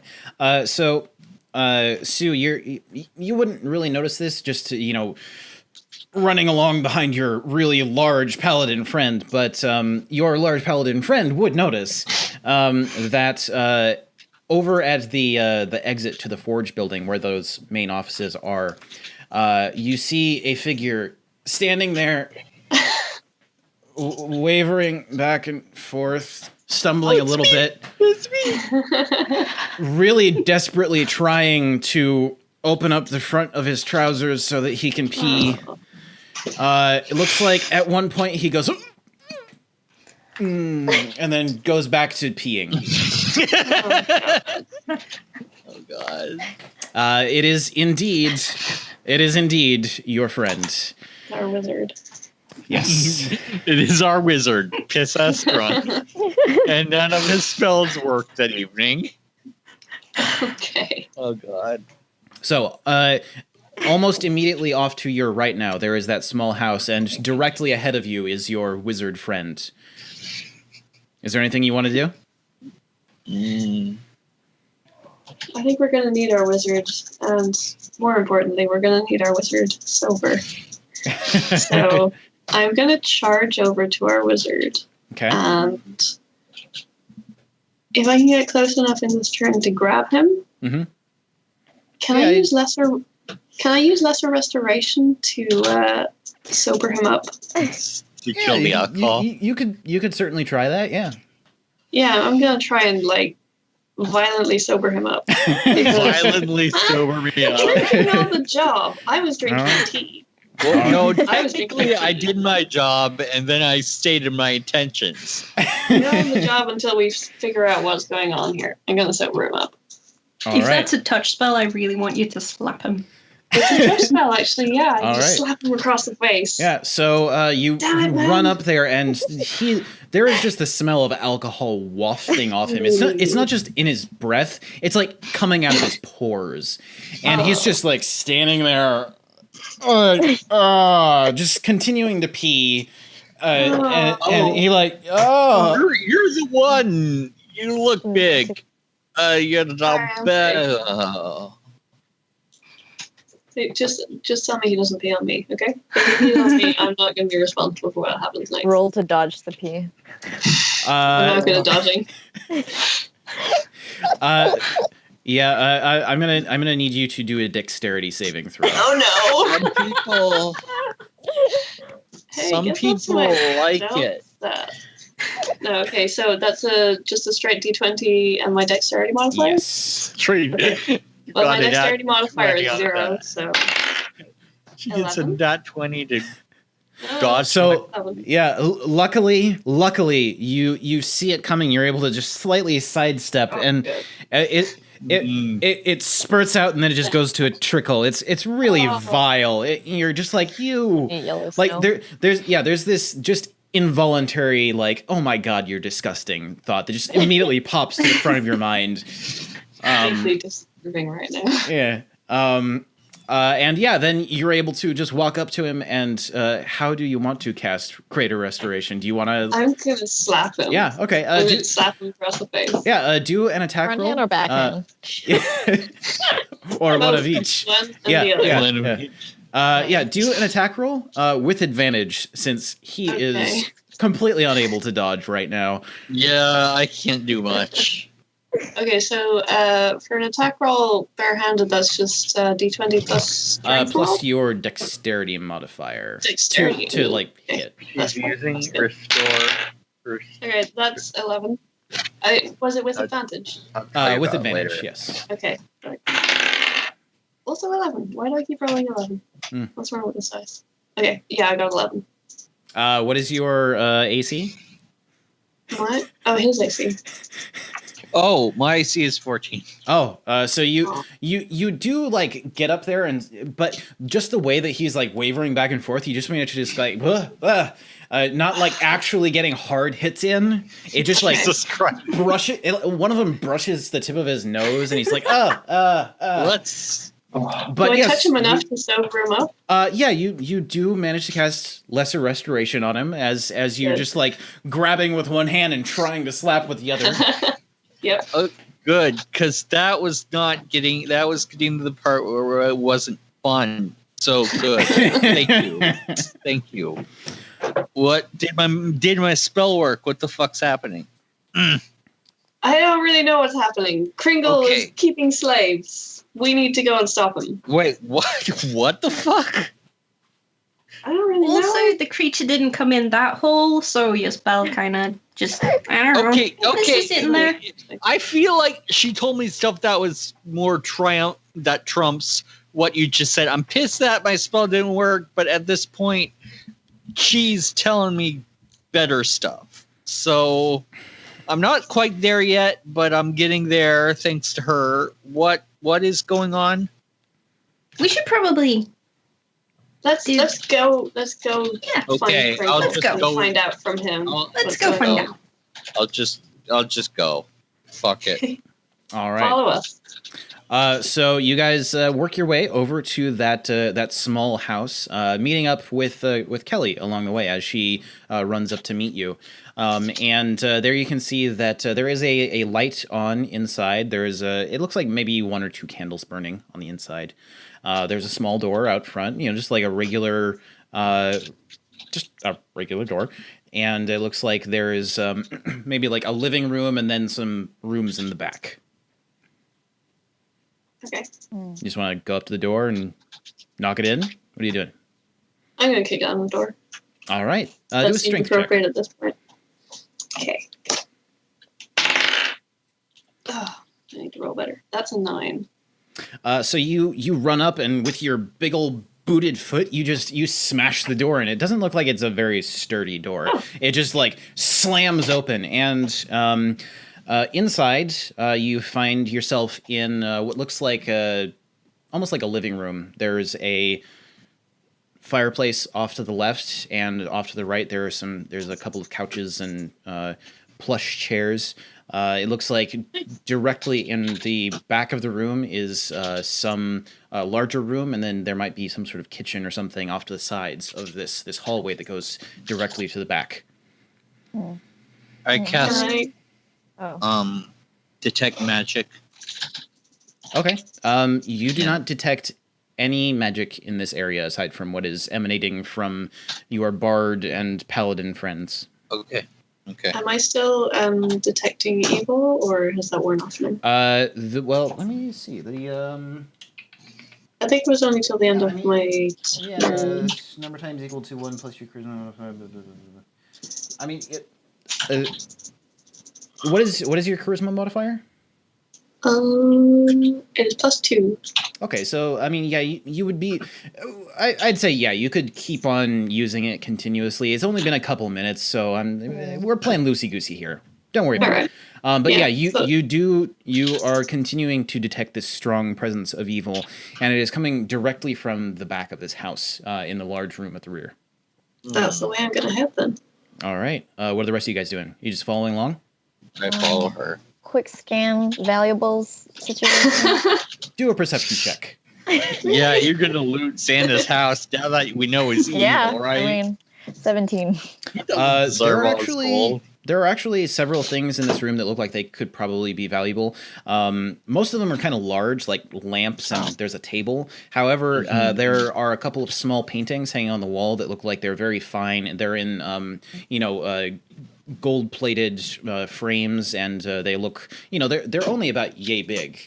So you could probably snag one and put it in your backpack if you wanted to, that type of thing. I'm gonna do that. Yeah, it doesn't look like it doesn't look like there's any like silverware or money in this room though. Okay, well, I'll grab a painting. Okay, little souvenir. All right. I'll just grab painting. Yeah, Sue, is there anything you want to do? I follow the purposeful one. Alrighty, so following your large half-orc friend to the rear of the house, weapons drawn. Jess, as you enter this room at the rear of the house, you can see that it is illuminated by candlelight. Looks like maybe 3 or 4 candles are burning. It's brighter than the front room. There is a large 4-poster bed off to the right side with a writing desk off to the left. And on this large bed, you see a young elf woman, completely nude. Oh no! Jesus. Bent over, and at the foot of the bed, you see the nude figure of Mr. Kringle. We were just talking about this. His beard is drenched in sweat. You can see that his sort of stout body is it looks like he's almost taken a beating or something. He has scratches and red marks all over, as does the young elf woman. And he is currently holding a what looks like a bundle of very long, thin sticks. And Santa's kinky. And just as you walk in the room, he takes a swing at her and just hits her on the side. And she lets out this screech. And as she tumbles over onto her side, you can see that both her hands and her feet are bound with shackles. Wow. Oh, this is kind of a place I did not want it to go. Okay. Why is he scratched up though? Because they've been having rough, kinky sex. That's why. I'm gonna cast Hold Person on Kringle. Cast what? Idea. Hold Person. Hold Person. Okay. What is the save for that? Wisdom. Alrighty. I'm going, and can I cast something as well? Or that is a 12. So as he raises his arm to take another strike on the now prone body of this crying young elf woman, he just freezes in place. And all that's moving are his eyeballs as he's looking around the room, not sure what's going on. And then you can tell there's just a slight twitch in his face, and he looks in your direction. Hi! Yeah. What are you doing, man? Should I poison spray him now, or do we want to talk to him first? Be careful with that because you don't want to accidentally hit the elf. Yeah, you're right. Okay. I'd be careful with AoE spells. Okay. You're right. Hey, just to be sure, where do you still sense the evil, and where is it coming from? Both of them or one of them? It is very strongly emanating from Kringle. Okay, and cool. Working your just way be sure. into this room, you can actually see that on the other side of the bed, on the floor, is another even younger girl laying on the floor. What the fuck, dude? It appears that she is completely unconscious, and she is covered in bruises, scratches, and cuts. Okay. Oh my God. Some smiting is going to happen. Smiting is imminent. Yeah, that would be. This would be the time. Okay. First off, I need to make sure that what is going on here is what looks like what's going on here. So I'm going to use Zone of Truth, centered on the currently immobile Kringle, and I'm going to fucking roar at him. Kringle! What is going on here? What are you doing? He, through clenched teeth, you just hear a... Oh my god. Enunciate, please. Can we like slightly unhold person him a little bit? Can you do that? I don't know if I can do that. Can you hold like specific parts of him? I would say do an Arcana check. Yeah. Just modify the spell a bit. Hold every part of him except his face. Can I unbind the two women while they're at this? Yes. 13? What was it? 17? 13. 13. No, wait. 14. 14. You don't... You've never really tried that before. So you don't really know if you can. You could make an attempt. It would really be you'd roll a d20 and add your spell attack modifier. Okay. I turned to the paladin and was like, I'm not really sure how, but I can try. Try it. Honestly, if he tries to escape at this point, we got him. Yeah. Okay. Say 17. So over the next few seconds, you concentrate and really try to essentially like relax his jaw so he can move it. It just ends up being that his whole head ends up being unfrozen, but the rest of him is sort of held in place. And it's like, what the fuck are you doing? Hey, I'm the one asking the questions here. You answer me. What are you doing? What is going on here? Do a persuasion check. Or are you trying to intimidate? Which is intimidate. Wait, I'm definitely intimidated. Isn't Zone of Truth in effect? Does he have to tell the truth? Actually, we never did resolve that. You didn't actually say... Save or unable to lie. All right, so what is the save for that? Charisma? Okay. How do I figure out the DC? Oh, so at the top of your spell sheet, it should say your spells... save and DC. So, that's DC 13 Charisma. All right. So he rolled an 11. Right. So he has to tell the truth. He has to tell the truth. Yeah. That doesn't mean lie. That doesn't mean that he has to speak, but he does have to tell the truth when he speaks. Yes. So yeah, you cast Zone of Truth, and he is going to be truthful for the next however long this specific spell lasts. 10 minutes. So yeah, 10 minutes. So what are you asking him? I'm asking him, what's going on here? What are you doing to these elves? He kind of like clams up. He doesn't say anything. You don't get to play the fifth here, man. You should tell the lady, because she's gonna start beating you. Do a persuasion check with advantage, or an intimidation check with advantage, because you are right next to a very, very large, angry-looking half-orc. With advantage, okay? Yes. All right. That's good because the first one was a 1. Oh, good. Natural 20. Nice. Nice. So his eyes go wide and he's like, I was just having my fun. I was having my weekly fun. It's just what I do. Fun? I doubt it. Yeah, you don't let's fucking kill this say, guy. man. Let's kill this guy. Just kill Santa. I'm gonna ask him if he's keeping slaves, or if those are just, naughty elves.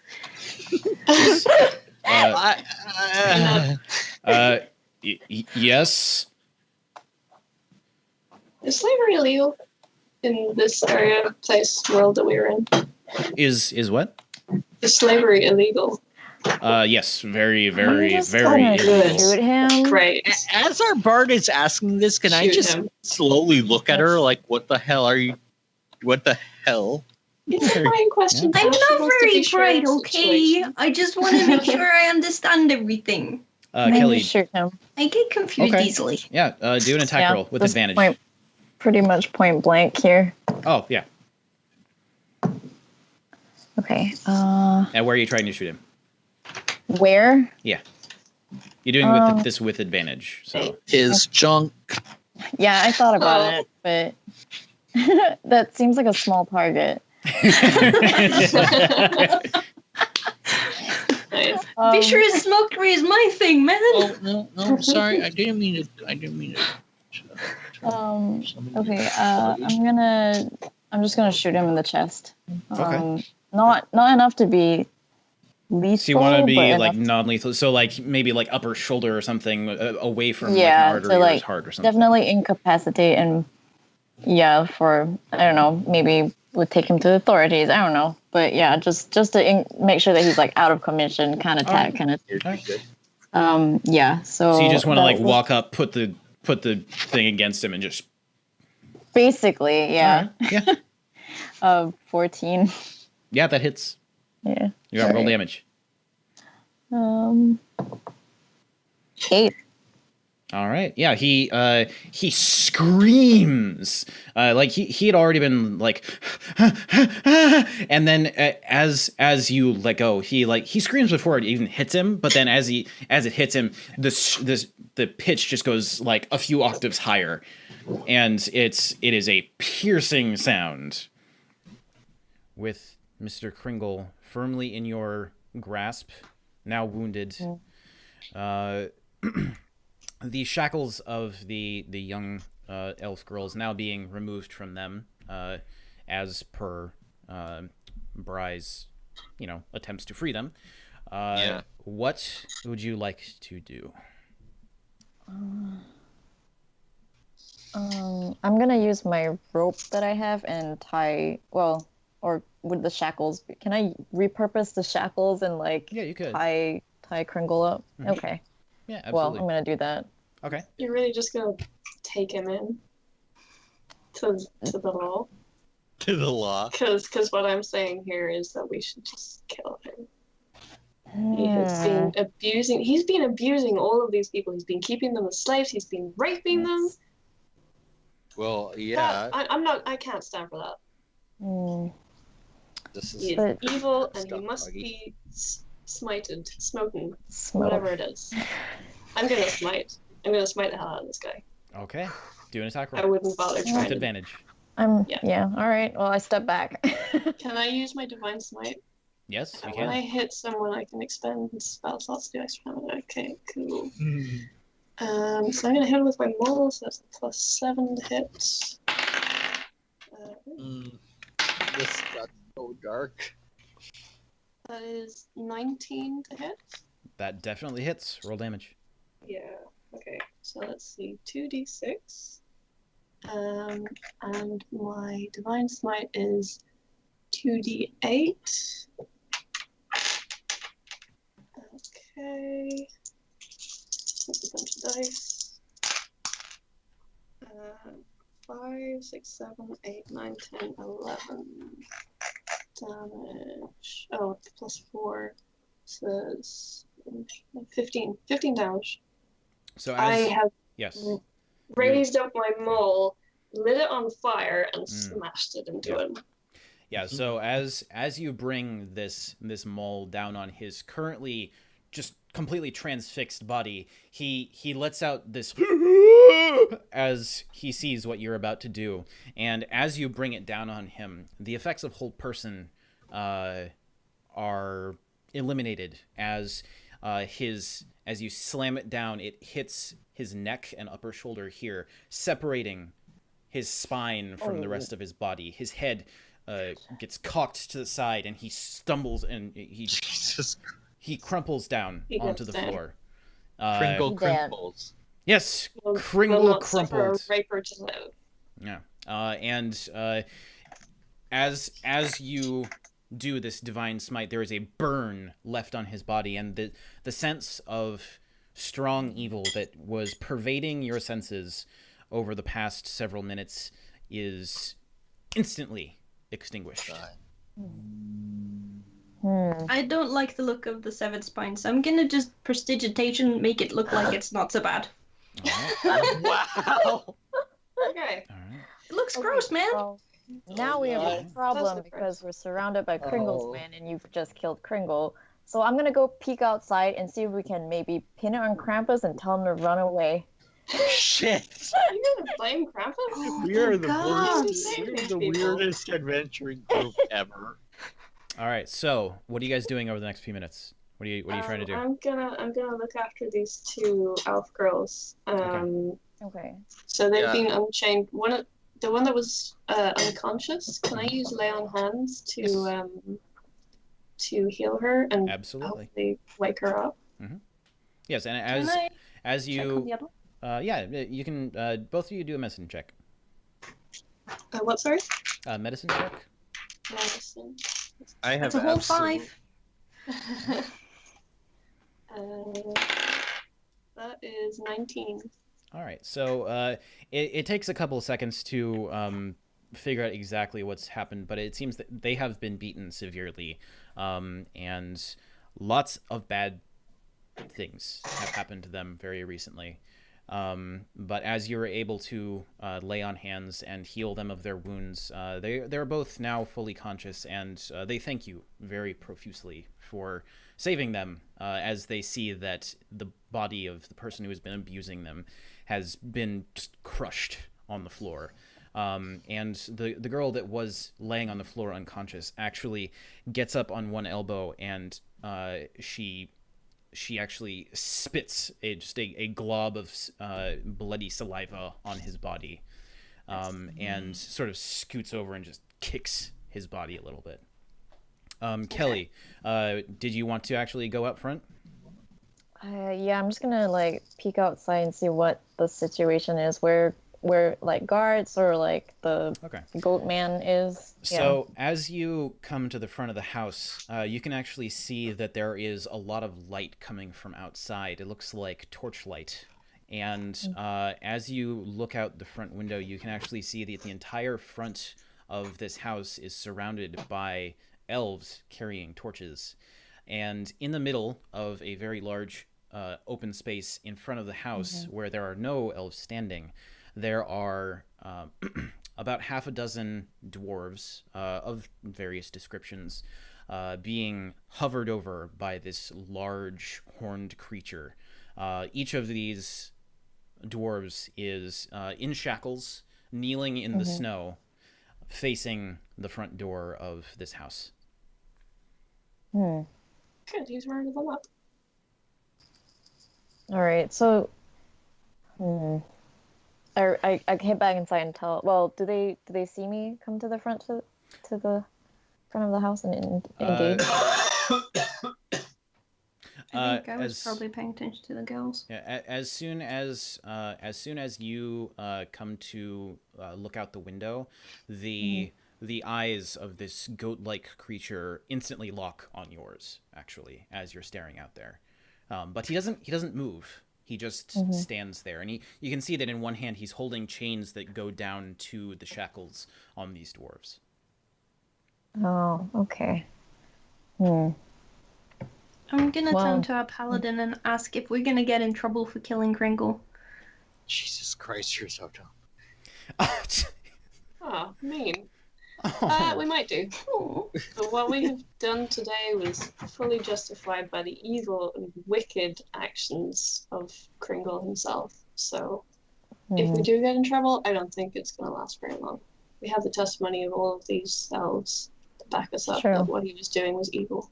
Can I just want to hug our bard and just be like, she's too sweet for this world. Even though I say horrible, fucked up shit to you about you, I love you. You're one of us. I cringe slightly because he still smells of alcohol and I cast prestidigitation, so he smells better. Yeah, it smells like his entire body has just been drenched, almost in rubbing alcohol. Is that type of smell. Over the next few minutes, you guys managed to wrap up these girls in some of the blankets and sheets from one of the cupboards in this house, and come out to the front. And this large creature sort of looks all of you up and down, and then lowers his head and walks into the house, pushing past all of you. You can see that you can see that he walks directly to the back of the house, and you can hear the sort of jangling of chains back there. And then he turns around and walks out, and you hear a scraping sound, and along with the metallic jingling. And as he walks out, you can see trailing behind him is the mangled body of the deceased Kringle, dragging along the floor, his head still at an uncomfortable angle. He lifts the chain up with Kringle dangling at the end. And instantly, the crowd of elves bursts into cheers, and they actually start this creature throws the body towards the group of dwarves that are currently kneeling in the snow, and these elves all surge forward and start beating the dead body into the ground. Over the next few hours, you manage to free all of the people who were in all of the buildings here, break down the gates, and completely dismantle all of the factory equipment. You find that ledgers were being kept of the numbers of slaves. There is actually a large cauldron which is being used in the forge where bodies were disposed of. You find that there are just the powdery remains of bones of elderly elves there, and you also find that there are several contracts with illicit slaving guilds. Jesus Christ. Found in Kringle's ledgers. And with this Hitler clause. With this information, you are able to bring it back to the city and show it to the proper authorities and start on the path to bringing all of these people down. Yeah. Hell yeah. And with that, we'll wish everyone a very Merry Christmas as Chris Kringle has been completely demolished. His slave ring has been crushed, and all of the slavers in his service are now being hunted down by members of the Adventurers Guild. Well, thank you guys. Presents from? Oh my god. Some ethical manufacturers. Susan, we need to keep playing these characters. Like, holy shit. You're gonna piss Harrison off so much. You know what? I in a gesture of unexpected goodwill, I gift the bard little painting that I stole. Yeah, it's a beautiful thing. And thus a lifelong bond is formed between these two very different members of the guild. But with that, we will end today's session. Thank you guys so much for playing. I know this got really dark, really weird, but I hope it was fun. And I hope that you guys will join me on more episodes of Dungeons and Devs in the future. I always have fun with this, no matter how dark or weird it gets. This is not the first time that horrible things have happened. Actually, one of the last ones, somebody got their head pulled off. That was weird. Nice. Yeah, but anyway. I want to play a Halloween episode with you. Jesus Christ. Yeah, well, thank you guys so much for playing. Thank you guys for watching. Dungeons and Devs is a weird experimental thing. I don't know where it's going. It's going in weird places already today. But I hope you'll come back and watch again if you've watched this. I hope you guys will come back and join me for future episodes. And I hope that if you had fun, you'll, tell some more of your game dev friends that this is a thing you can do, because I get to DM and make up crazy shit, and then you guys get to play. So it's always fun for me. Well, anyway, until next time, thank you guys so much, and I will see you next time. Thanks, dude. That was a blast.